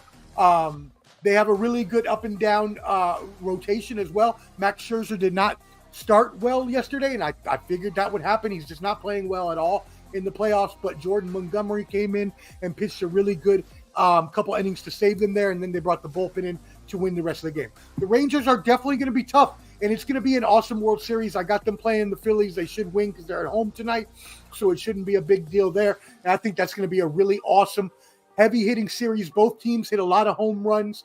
Adolis Garcia has 6 home runs and 15 RBIs in the playoffs right now, and he still has the whole World Series. Just to let you know what the records are for that. David Freese holds the RBI record for 21 in 2011. Randy Arozarena holds the home run record with 10 in the 2020 postseason. So with 5 more home runs and 8 more RBIs, Adolis Garcia would pass both of those.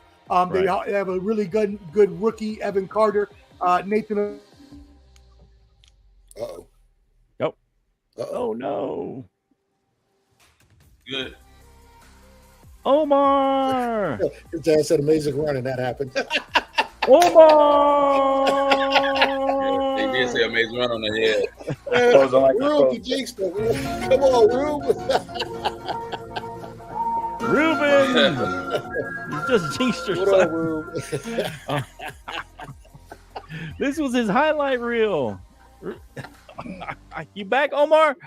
Can't hear you, see you, man. You got to jump out, jump in, or something, Omar. Let me see. Oh, that got me. He jumped out. He jumped out? Hey, Rube, you got us, man. Oh, man. You about to go, Jake? You need to say something? Yeah, here's what I'll say. No. Congratulations, Rangers, you got there, but you're about to face a different beast. Yeah, we can hear you, Omar. Bryce Harper is on his way, man, and I think he is about to right his wrong from last year. I think they come back. I think they're winning right now. They will head to the World Series, and the Phillies will win in 5. I think it won't even be a series. Okay. All right, Flo. He's calling you out.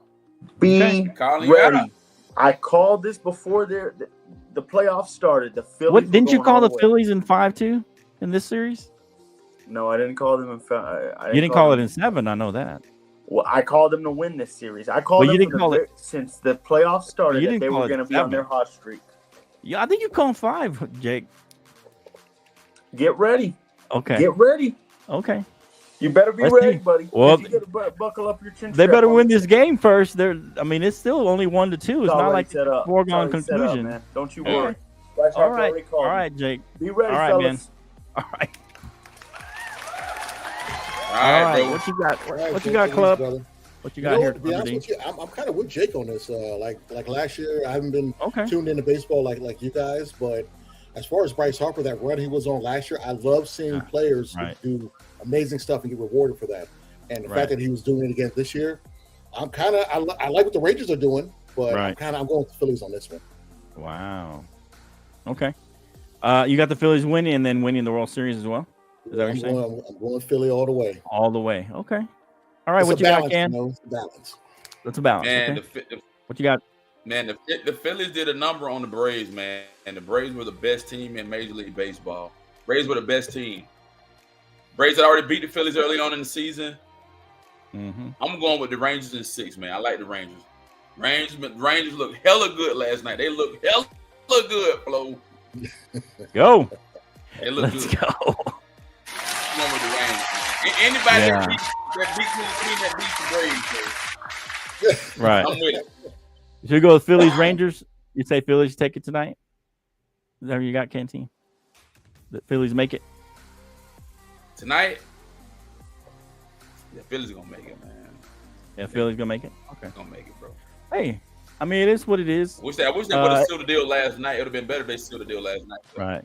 Yeah. Yeah. Part of me wants to say, I always go in my head, my heart, and my gut, and my head and my gut's telling me that the Phillies will probably make it, and then we're gonna have a 7-game series, I think, in the World Series. It's gonna go 7. Adonis Garcia is just hitting that ball like crazy, and just, I mean, they can't seem to get him out. I mean, and even if when they strike him out 2 or 3 times, he comes back and just, will hit a grand slam or hit a 2-run homer or whatever the case may be. He's just hitting it well. Omar, the sports professor, is back. All right. Yeah, so I just feel like it's going to go 7 games. Probably the Phillies will take this. I'm not 100% sure. I wouldn't be surprised if the Diamondbacks won, but Phillies should take this game. And I think I'm gonna go Rangers, but it's gonna go 7 games, I think, against the Phillies, and the Rangers win in a classic series, 7-game series. My Rangers beat the Phillies and win it for the first time. I like to see that too. I love first-time teams winning. What you got, Omar? Yeah. Man. You got any final thoughts on that? Actually, the funny part about it, gentlemen, is I dropped off right when I was finishing up talking about the Rangers, so you didn't miss anything. Amazing, and then you dropped off. No, you didn't miss anything. I literally stopped talking after that. And I was like, why is everybody quiet? Are they waiting for me to talk more about the Phillies? So anyways, let me talk about the Phillies real quick, since we did talk about the Rangers and how good they are. The Phillies have been driven by Bryce Harper, who is having a massive postseason. After he had that flub up at the end of the game where he overran second base, he came back the next game, hit 2 home runs, stared Orlando Arcia in the face, and told him to come get some. No one wanted any after that. Bryce Harper is trying to fight Adolis Garcia for Mr. October. He has hit 14 home runs in 42 postseason games. Right now, his OPS, which is offensive percent of, geez Louise, it's a percentage of slugging, is 1.017, which is amazing because pretty much anything over 800 is putting him with like Babe Ruth, Luke Gehrig, and Carlos Beltran. That being said, the Phillies are playing really well, right? When they get ahead, just like the Rangers, both teams hit a lot of home runs and get the lead and then close it down with their bullpen. The Phillies have had a better home field advantage, and are still reeling from their loss to the Astros last year in the World Series. Yeah. So I do believe it will go 7 games, but I will take the Phillies getting their World Championship this year after last year. Okay. All right. Well, let's hope you're wrong, Professor. We'll see. I mean, the Phillies have a really good bullpen, and Texas's bullpen is a little shaky. Yeah, and that really holds true in the World Series. Series. Bullpen, that's the only thing I'm worried about is the bullpen. And you can't play Montgomery every game. Nope, so sure can't. Yeah, so that's the only thing I'm worried about. But they held up this game, and the bats came through. So we'll see. Hopefully, that's what happens in this series. Now, I think it's going to go 7. Bruce Bochy, though, your manager, Bruce Bochy, real quick. Yeah. He's an amazing manager. He's 6-0 in elimination games in the playoff. Right. Yeah. Also, a very fun fact and weird stat about him is he has an under 500 record during the regular season, but has 3 world championships. And I think he's undefeated in game 7s. Yep, he's undefeated in elimination games. Yeah, so hopefully that holds through. Leclerc always, every time he closes, he just scares me, man. Sometimes he'll get 2 or 3 people on base, and then all of a sudden he'll throw something and they'll swing at it. I get worried for you, brother. Man, Leclerc, he's like looking off in the distance all the time, like what I want to pitch. Okay. I don't know. He just scares me. He'll get like 3 or 4 people on base, walk a couple, and I'm like, "What are you doing?" Yeah. And then he'll strike the last guy out. I was worried he might have gave it up last night when he. Yeah, he stresses me out, man. I just can't. Oh man, he just stresses me out. I'm like, "Oh no, he's coming in to close." He stresses me out, man. But hopefully he'll all come through. And in the end, as long as we win, it doesn't matter if I'm stressed out for a few games, I guess. Yeah. All right, let's go. All right, so we're gonna jump into college, and we're gonna zoom through this since we spent so much on NBA. The big game of the weekend was Penn State or Ohio State. I think we all went with Penn State, and Ohio State pulled it out in a fairly close one. I mean, but does this pretty much put Ohio State in the top 3 as the first rankings are coming out next week, or maybe even number 2 or 1, because it was a pretty good win against Penn State, number 7 team at that time. What do you guys think about Ohio State and this game, or the game in general? Go ahead, Ken. Man, I think it was a great game, man. Ohio State, and no, they're not going to be number 1. They're not going to be number 1, so don't even. What about 2? Jump the gun with all that, but they probably 2. But their quarterback, that kid McCord, man, he went 22 for 35, 286 yards, 1 touchdown. So Harrison. That is a bad kid. Harrison, 11 receptions, 162 yards, 1 touchdown. Ohio State, they're the real deal right now, but I think Michigan's going to humble them. And Michigan's going to humble them towards the end of the year. And then that's going to be the battle between that number 2 and 3 seed. Okay. Yeah. What do you guys think, Clubber? Well, I did pick Penn State, but I didn't catch most of the game. I was briefly shout out to my man Peach for getting tickets, and my man Dale the Snail. We got to meet Joe Montana this weekend. Okay. Took a picture of Joe Montana. I met Patrick Willis, saw Warren Sapp, and all that good stuff. And Keller Winslow came in. Winslow Sr. came in our photo booth and talked to Joe. But anyway, nice. From what I saw, it looked like a close game towards the beginning, and then Ohio State kind of pulled away, and Penn State didn't capitalize on their opportunity. So I got Ohio State going up. I don't know about 2. Mm-hmm. But I wouldn't be shocked if they did put them at 2 for beating somebody in the top 10 like that. Right. That's what I was thinking. They might push that top 2 spot. Mm-hmm. What you guys, Professor? I think. Well, let me start off first with Penn State. Yes, we all did pick Penn State. Agreed. We thought that this was maybe Penn State's year to start closing it out. But unfortunately, we've got to start laying this at the feet of James Franklin. He needs to be held. He needs to be held to a standard of Penn State coaches. He needs to be held accountable, right? And the thing is that he's 1-8. I mean, they did that to Harbaugh for years until he kind of got over the hump, right? Exactly, right. So, and James Franklin deserves the same scrutinization. He's 1-8 against the Buckeyes. Penn State is 1-8 against the Buckeyes. Haven't won since 2011. James Franklin, when he plays top 20 teams, it's just like he's Cinderella within the pumpkin, and just becomes like there you go. Turns into like a Cinderella Kyle Shanahan. Yeah. So this is not very impressive. It's not very impressive for Penn State, and if James Franklin doesn't start winning those top 20 games, like they said about Harbaugh, he will be fired because he's 3-16 against AP top 10 in his career. Yeah. That being said, for Ohio State, this was a really, really good performance for their defense. Their defense finally shined above their offense and showed that they are capable of carrying this team throughout the playoffs. That also means that their defense had held Penn State to 1 for 16 on 3rd down. I couldn't believe it. I kept watching the game, and I was like, why can Penn State not convert a 3rd down? And it was just their defense was so good. They do have two now victories over top 15 teams with their victory over Notre Dame. But they're coming up against Michigan, y'all. And I got Michigan as my championship winner this year, and they are a strong team. Right. Better win. Yeah. All right, so here we go. Let's go. I'm not going to mention a whole lot of other games, but I will mention the Oklahoma game. They're playing Kansas, a frisky Kansas Jayhawks team who's 5-2, and they're still 10-point underdogs. Oklahoma had a tough time with UCF as well this past week and barely got past them. Is this where Oklahoma slips up finally and they show their true colors, or can Oklahoma keep winning and possibly make a run here for that championship? Go ahead, Clubber.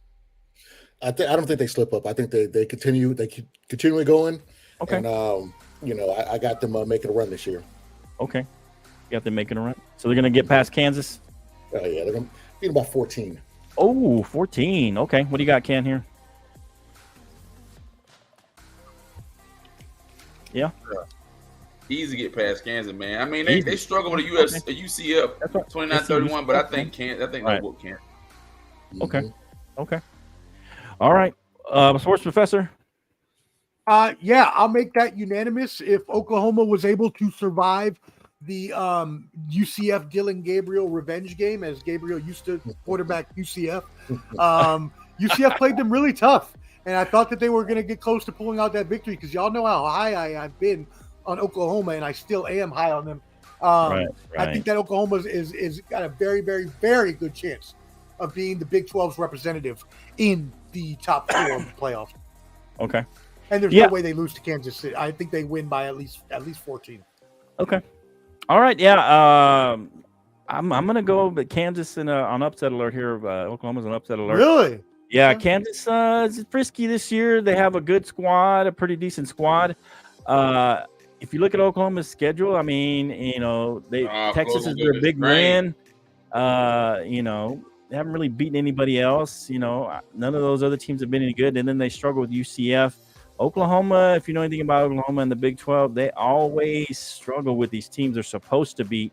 UCF was one of them, but they always end up losing one of those kind of games. So this is kind of the game that I see them losing. Now they got Oklahoma State, kind of a trap game. They got them next week, I think, after the Kansas game, which is the big game, the big rivalry game against Oklahoma State. I just feel like this is a game, kind of a trap game for them. One of the games they usually give up for whatever reason. And Kansas is pretty frisky this year, and I think they're going to end up upsetting them. They'll still end up in the Big 12 championship because they'll win out probably and then play Texas or somebody in the Big 12 championship. But this is one of the games where they slip up. They always have one of those games every year. They rarely go undefeated, except, I think when they won national champion. But they rarely go undefeated during the year. They always slip up, and I think this might be their little hiccup this year. All right. Any other games you guys want to cover? I just slimmed through a bunch of these. Really let me quick, know. I just want to say one thing about Tennessee. Okay. After beating Alabama last year in what was a riveting game, they really let down this year. They were up on Alabama, and they let them come back. They were up 13-0, and props to Alabama, props to Jalen Milroe, props for them doing this all year long, where they get down and they fight back and come back to win the game. But Tennessee, they fell apart. Rocky Top is not happy today. Right. Yeah. This could have been their year. I did have one quick one. Oh, go ahead. I was completely wrong about last week.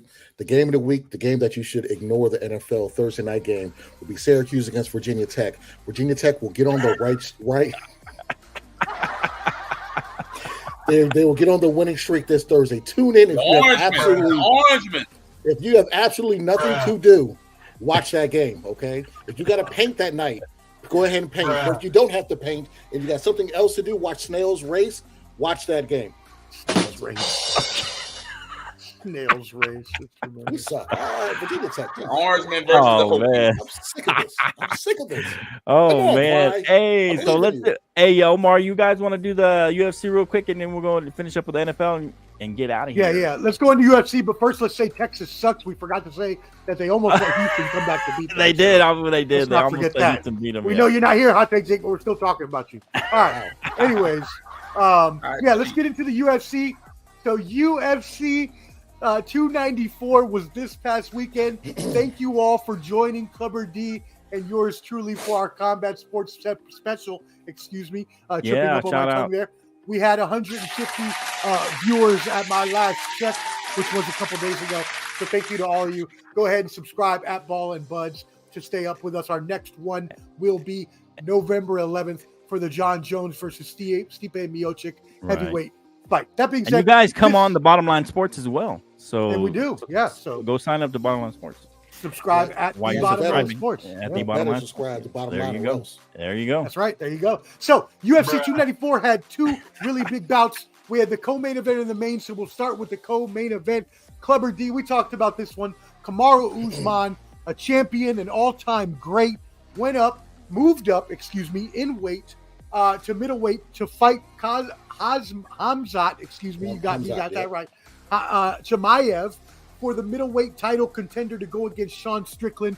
My friend, this was a fantastic bout. I know that you thought Chimaev was going to knock him out, but Usman was able to go the distance with his counterpunching and his wrestling. What did you think about this fight, my friend? First of all, besides the Johnny Walker fight, which was a no contest, which was kind of dumb, terrible officiating, but terrible officiating. I forgot about that. Russia. I will say this: it was going to be without the injuries. The Russian judge. It was a Russian versus a Brazil main card, and Russia won. Okay, they swept. You know what I mean? From and they all. Never mind. I'm not gonna say the joke, but anyways. They all look like cousins. They all got the Abe Lincoln joint. All of them got the Abe Lincoln joint. But, they really do. They do. I will say this. No contest. Why was that one draw no contest?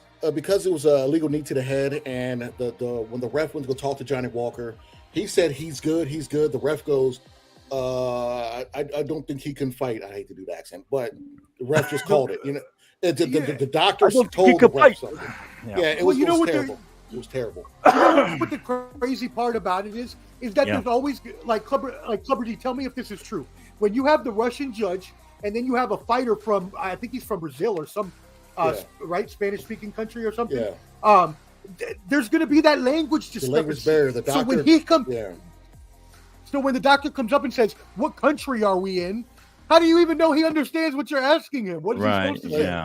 So Abu Dhabi's like, am I in Abu Dhabi? I'm in here. It's like, is he supposed to say UAE? Like, what exactly is he supposed to say? Right. Does he know any of the countries' names in the Middle East? So right.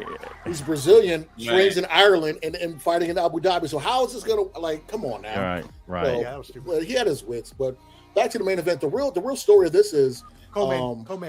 The co-main. The real story of this is how Kamaru Usman came in on 12 days' notice, 15 pounds ahead of his normal weight, and went the distance with a buzzsaw, and how Hamzat looked when he should have steamrolled him. So me personally, it's more on, I want to see this with Kamaru Usman having a full training camp, and I want to see them running back because that performance, Hamzat doesn't deserve a title shot to me. He didn't do enough to me. That's just my personal opinion.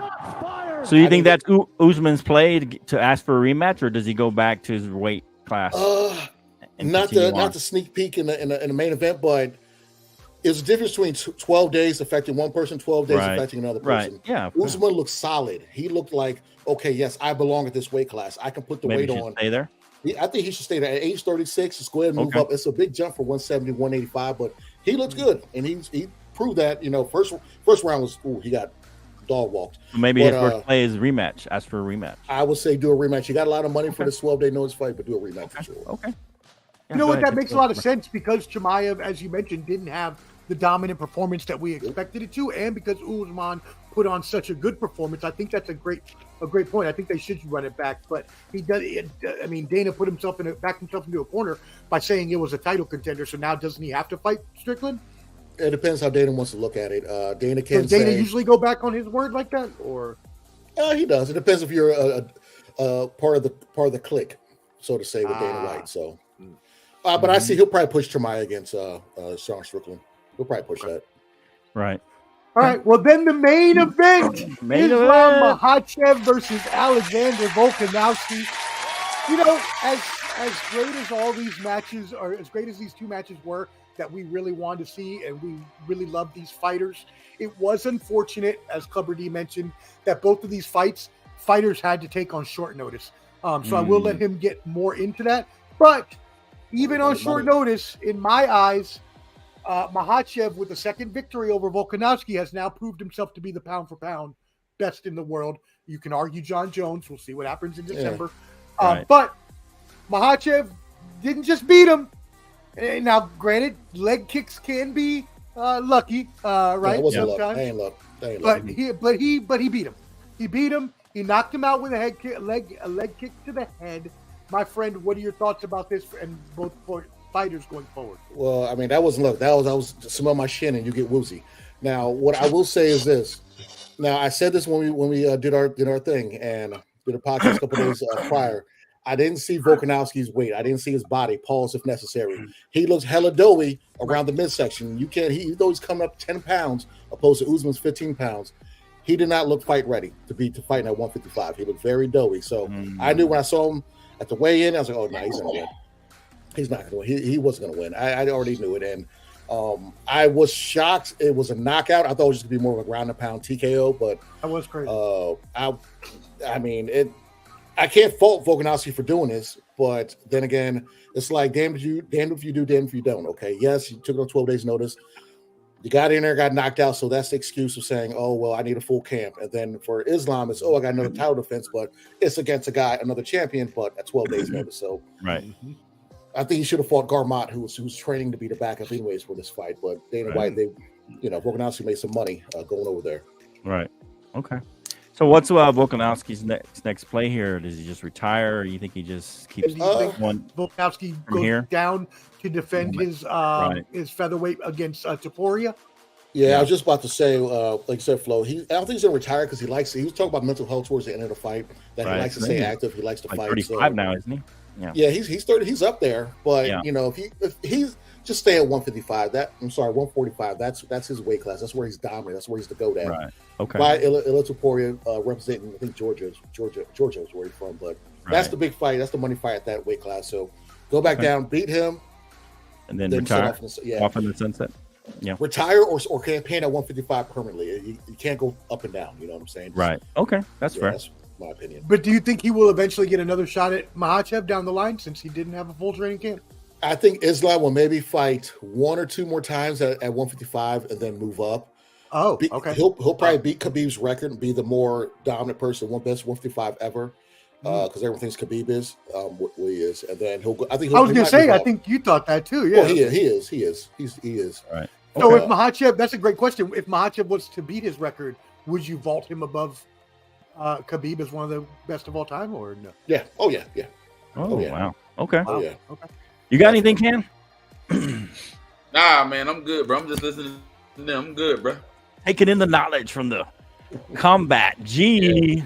All right, what do you got? Wrap this up, Omar. What do we got? That's it. Right. Next one is November 11th. So check us out November 11th. Subscribe. If you guys want to make money, if y'all want to make money on anything, bet the house on Tyson Fury on Saturday. Francis Ngannou it might go 6 rounds. It might go 6 rounds. That's what I'm saying. It might go 6 rounds. And what's your main case you're making for that? I mean, your main reason. I saw Francis Ngannou spar, and there's levels to boxing. Okay. He's great MMA, but when it comes to boxing, right? He has a puncher's chance. I'll just say that. Okay. But these aren't 3-ounce gloves. These are 10-ounce boxing gloves. Right. Big difference. Okay, that's fair. All right, go make some money on the Tyson Fury fight. Fury, baby. All right, so let's wrap up with a couple of NFL games and get on out of here. Bucks and the Bills are finally a pretty decent game on Thursday Night Football. We'll mention it, but the Bills are 8.5-point favorites. Again, the line's a little surprising to me, seeing how the Bills have played lately. They're 4-3. The Bucks are trying to keep pace with the Falcons, who are in first place now. That division is definitely up for grabs, so the Bucks aren't out of it by any means. I even think the Saints can come back and win this division. What do you guys think of this game, the Bucks and the Bills? I say the Bucks still cover, but what do you guys got, Ken? I'm going with the Bucks, man. I'm going with the Bucks for this game, bro. Okay. Oh wow! Hey, man, my only problem with the Bills are so inconsistent, man. They're so wishy-washy. Like they got exposed Sunday. That was the game that they got exposed. You let a Mac Jones like a 1-4. I think you let a 1-14 beat you like that, and Mac Jones that was probably the best game that Mac Jones played in his career. He looked hella good Sunday. And I called that one too. I'm going with Tampa Bay at Orchard Park Thursday night in a close one. Okay. I'm going with a Bucks. close one, man. Bucks in a close one. It's going to be a blowout. It's going to be a close game. Wow. If I flipped to that game after watching Virginia Tech win against Syracuse, I got Buffalo. I got Buffalo in this, and I think it's gonna be one of those inconsistent where maybe get right game. Allen has looked pedestrian the last few games, but then this game he's gonna put up some numbers. Okay, I feel like the Bills are gonna win this. Okay. Yeah, well they'll cover then too. Yeah, I agree with Clubber D. There's no way that the Bills are going to lose this game. I know they've played inconsistently and looked sort of average the past few weeks, but the first 3 weeks they were amazing. I think they get back on track at home against a faltering Bucs team. Baker Mayfield can only do so much as an average quarterback. So, hey, it is what it is. I got the Bills by at least 10. Okay. Yeah, so I'm more with Canteen. I think this will be a close one, but they're in Buffalo, so I think that Bills pull this out. I don't think they cover. I think there's a 3 or 4 point game for the Bucs. I think they play. Yeah, it's 8.5.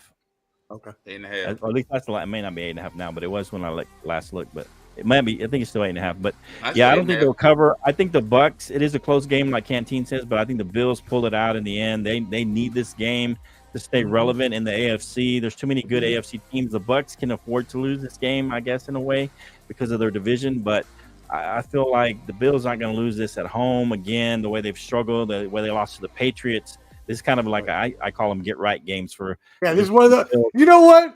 This is finally, Flo. This is a get. I never thought I would admit that there was a get right. This is a get right game. There you go. Hey, there's always those get right games, Anyway. That's what I call them. Anyway, so yeah, I think this is a get right game for the Bills, and I don't know. I think it's gonna be close though. I think the Bucs keep it close. They may pull away late and cover, but I think it's close throughout. Except maybe it may be a late pull away, but I feel like the Bucs are gonna play tough because they still got a chance at their division. But I just don't think they can beat them in Buffalo. All right, so let's go to the big game real quick, because in case we don't have time, we'll go to the couple of big games. The Bengals 3-3 at the 49ers, 5-2. Home favorites for 5.5. I thought it was a little high, but looks like Vegas agrees that the 49ers this will be a get right game for the 49ers. Definitely, they need to get right after 2 losses in a row. But the Bengals, they got to get right as well. They're in the divisional race. They're 3-3. They can't afford to lose here. Neither team can really afford to lose here. I think this is going to be the best game of the weekend. Who needs this game more, Omar? What do you got here? Are the Bengals 5.5 underdogs at the 49ers? Yeah, I agree. This is the best game of the weekend, and this is a very I wouldn't say a very important game, but it is an important game for the 49ers. Similar to the Bills. Right? The 49ers just have to win this at home. Get right game. You have a Bengals. I wouldn't say get right because they don't need it. But I would say that the Bengals are, and while I still have faith that the Bengals can come back and make the playoffs, I still do, as long as that offensive line gets healthy and keeps Burrow upright, I believe they can. But I think that the 49ers need to win this game. I think they're at home. I don't think that the Bengals are going to come in and beat a 49ers team who hopefully by that point is more healthy. Okay.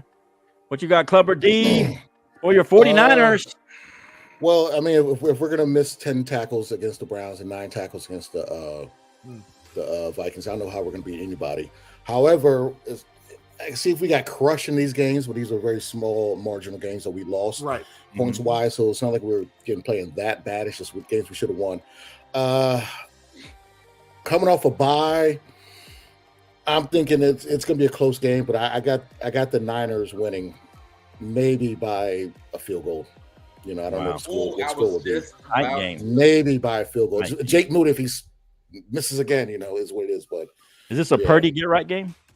I won't say get right because we wouldn't be talking about this if Jake Moody would have kicked the field goal against Cleveland. So you know what I'm saying? That's a really good point. If Jake Moody makes the field goal, we're not talking about this. Yeah, maybe. Yeah, we're only talking about maybe stuff. Yeah. Josh Dobbs over here. I love you, Cover D. All right, Ken, what you got for this game? Hey, when I look at the way ahead for the Bengals, man, they got the Bills, Texans, Ravens, Steelers in the next 4 or 5 weeks. They got a tough schedule. If I'm Cincinnati, they need to win Sunday. They need to go. They need to go to the 49ers and win. Whether it's by field goal, 7. I think it's gonna be a close game across the board. I think this is a redemption game for them. Oh, for the Niners? No, the Bengals. The Bengals. Oh wow. Okay. The Bengals need this game more than the 49ers. Redemption. Coming off a bye. They lose out. Hey, if you lose off of a bye, man, you got problems. Everybody should be healthy. Everybody should be healed up. Everybody should be ready to go play. Burrow's another week healthy. Yeah. Okay. Yeah. Man, this is a tough one for me because I hate the 49ers, but no, I don't hate them. I love Cover D though. But yeah, this is a tough one for me. And me and Cover B go back and forth, but he knows he's in my heart. He's right here, deep down somewhere, deep in the deepest recesses of my heart. But yeah. All right. So yeah, man, this is tough. This is gonna be. I feel like this is gonna be a dogfight. It's a toss-up. Man, because if you look, both have. I mentioned the 49ers' tough schedule, but man, the Bengals got Buffalo after that. Then a frisky Houston that has been playing pretty well. Then they got Baltimore, who's all of a sudden gotten hot. Pittsburgh, who is 4-2. Jacksonville, and then a frisky Indianapolis, and then Minnesota. Who knows where they're at What's that going point? On over here? They're frisky. I'm just saying, but I'm just. I mean, that could be exposed. But Flow has been exposed. You're a little too frisky over there. That's the key. No, but for real, they got Buffalo, Houston, Baltimore, Pittsburgh, Jacksonville. I mean, those games are gonna. If they can't afford to lose this game, oh man, I think Burrow's gonna pull this out. I think Burrow's gonna play well. I'm gonna go with the better quarterback. Not that Purdy's a bad quarterback. I'm not saying he's terrible, but he is more part of the system than he is carrying the team. I feel Burrow carries his team more, and he's a better all-around quarterback. I think he's going to come in. This will be a tight game. I got the Bengals winning by a field goal in this game. I think it's going to be bad for the Niner, bang, bang, 49er land, whatever. I'm just bang, Niner gang. Bang, Niner gang. It's going to be bang, Niner gang. Bang, bang, Niner gang. Sorry, I didn't know the whole thing. I knew it was like that. Bang, bang, Niner gang. How many losses would that be? That'll be 3 in a row. That would be bad. I mean, there'll be people banging in the streets.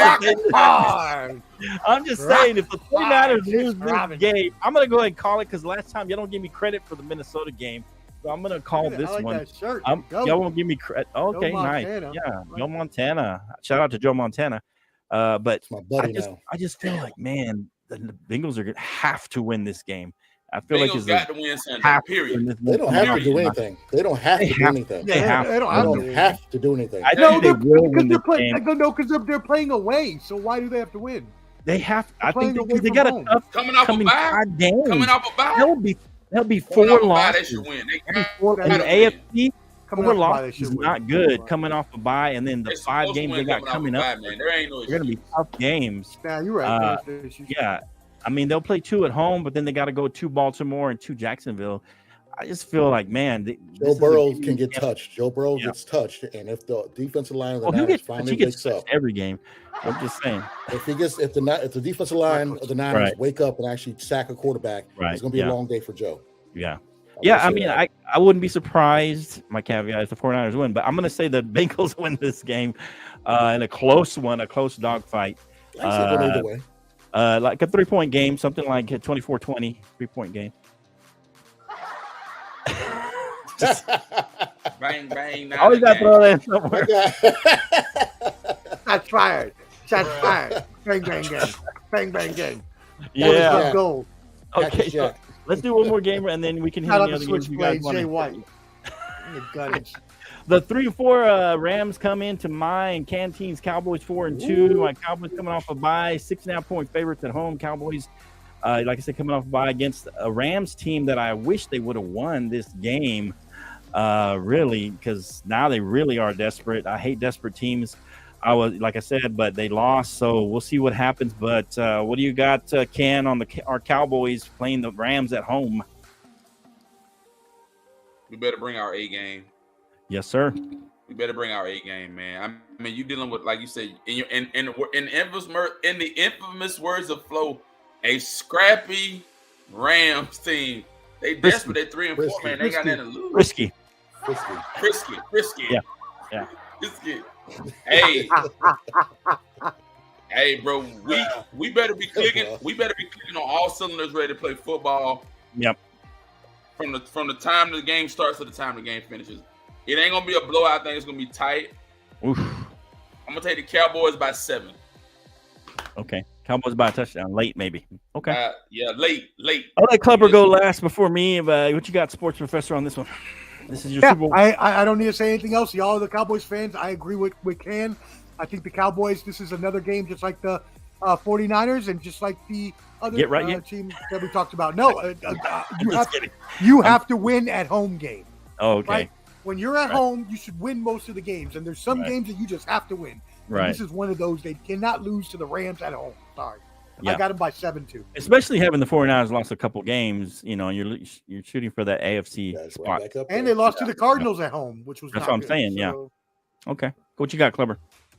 Who did the Cowboys play after this? I don't even know. I haven't even looked. Is it Philly?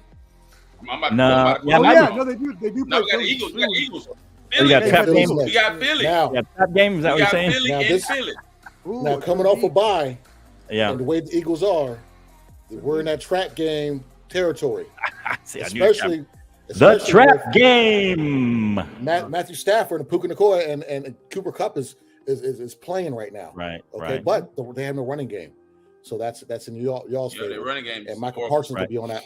It's going to be all over the field. So this is a bit of a trap game because they are frisky. A trap game. I got the Cowboys winning this. Okay. And I think this will be one of those games where I think you guys will really kind of put it on them. I think y'all will put it on them. Oh, okay. And build that Philly game, a really good, you know what I'm saying, old beast of the East, NFC East game. So I think you guys will win by at least by 10 to 14 points. Oh. I think you guys will be close until the fourth quarter, and then you guys, the better team, will win. Okay. I think you're doing the old okey doke. No. I just the reverse jinx. I don't. The sports jinx. No. The sports jinx is only when the game's on. Oh, the game has to be going when the sports jinx goes. Come on now. I just seriously. I think that Rams will be close with you guys, but you guys are the better team. Okay. Y'all can stop them on defense. They can't stop y'all on them. Right. They can't stop your offense, basically. Okay, that's fair. Yeah. Coming off a bye, I feel like Micah Parsons, he got dinged up early in the season. I don't think he's been right, but I think having this extra week to get healthier for Micah Parsons is going to bode well for the Cowboys. I think this will be close to the first half, and I think we pull away in the second half, and we end up winning this game fairly easily. I don't know if it's 10 to 14, but I think we win this game fairly easily in the second half. Hopefully that continues to use his legs. His biggest plays last, and I've always said this, he needs to use his legs, but his biggest plays was a scramble for a touchdown and a couple of scrambles or rollouts where he threw some good, made some good big plays. Huh? What? Yeah, you're frozen. Am I frozen? No, it was me. Yeah, you're frozen. Yeah, but we can still hear you. Yeah, so I just think that this is kind of one of those games we get ready for the Philly game. Not necessarily a get right game, but get on track and continue to build on what we've been doing. And I think that this will lead up to a great matchup against the Philadelphia Eagles. I think we're going to split those two games, so we may end up losing that game and winning the one at home. But I think we'll split with the Eagles. I don't know. It might be this one, and then we lose the other one. Hopefully we don't lose the one where we're there in Canteen or there in person. But but I think we're gonna split the Eagles, however we split it. So, but I think this will be a good game for us to go into the Eagles game on a high and get ready, and then we play the Giants after that. Carolina, a few easy games.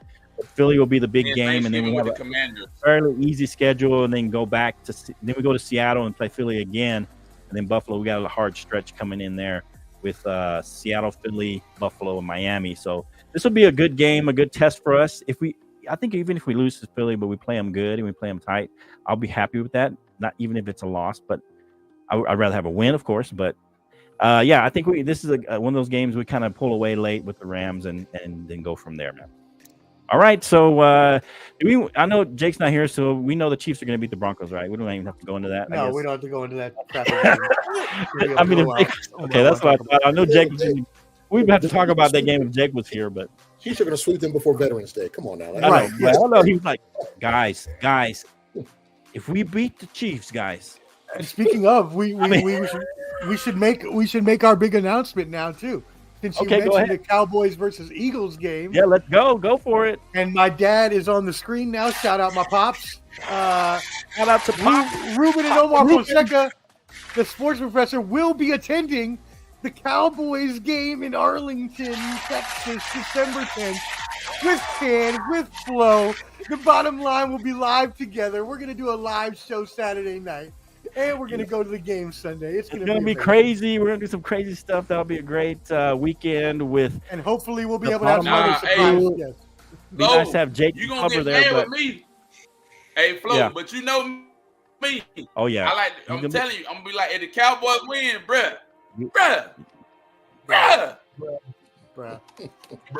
Yeah, I mean, Canteen, you think he's crazy on here. I mean, in person, I'm already trying to prepare for Canteen. I'm already. Hey, Omar, you got to take some video. This guy goes up to complete strangers and asks them, "Who you got?" Here we go. Random strangers.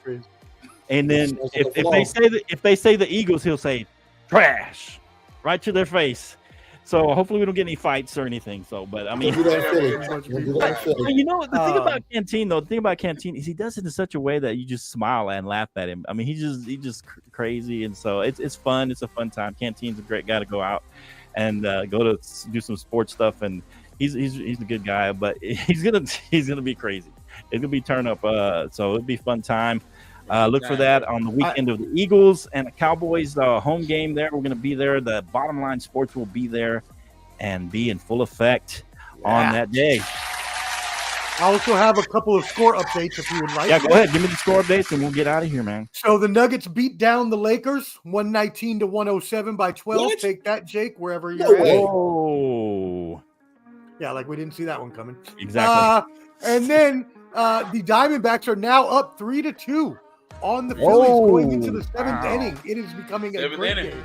I told y'all Diamondbacks are going to lose to the Rangers. I told y'all that in the World Series. If you like the NHL, if you're a fan of the NHL, they're having the Frozen Frenzy tonight. Every single team is playing tonight, and it's scheduled 15 minutes apart, so they're showing like a red zone type thing on ESPN. Right. Okay. Yeah. All right. Thanks, everybody. Thanks, Clever D. Thanks again. Jake, you had to take off early. We always enjoy the Wolf, Clever D, coming into the house. He's part of the Bottom Line Sports family. He's the Bottom Line Sports family adjacent. He's part of us. He's in the mix. Ballin' Buds, go subscribe over there. Omar, they have a great at Ballin' Buds, BALLANDBUDS, and at the Bottom Line Sports. Come join our Facebook group. Go and join us Facebook group. Appreciate everybody. Hey, even if you see it on the repeat, hey, shout it out. Make a comment on the repeat. Comment, subscribe, like. In there. Yeah, where's the like? Do all that good stuff. We appreciate everybody. At the Bottom Line Sports, man. Thanks, everybody. We'll see you next time. The Bottom Line.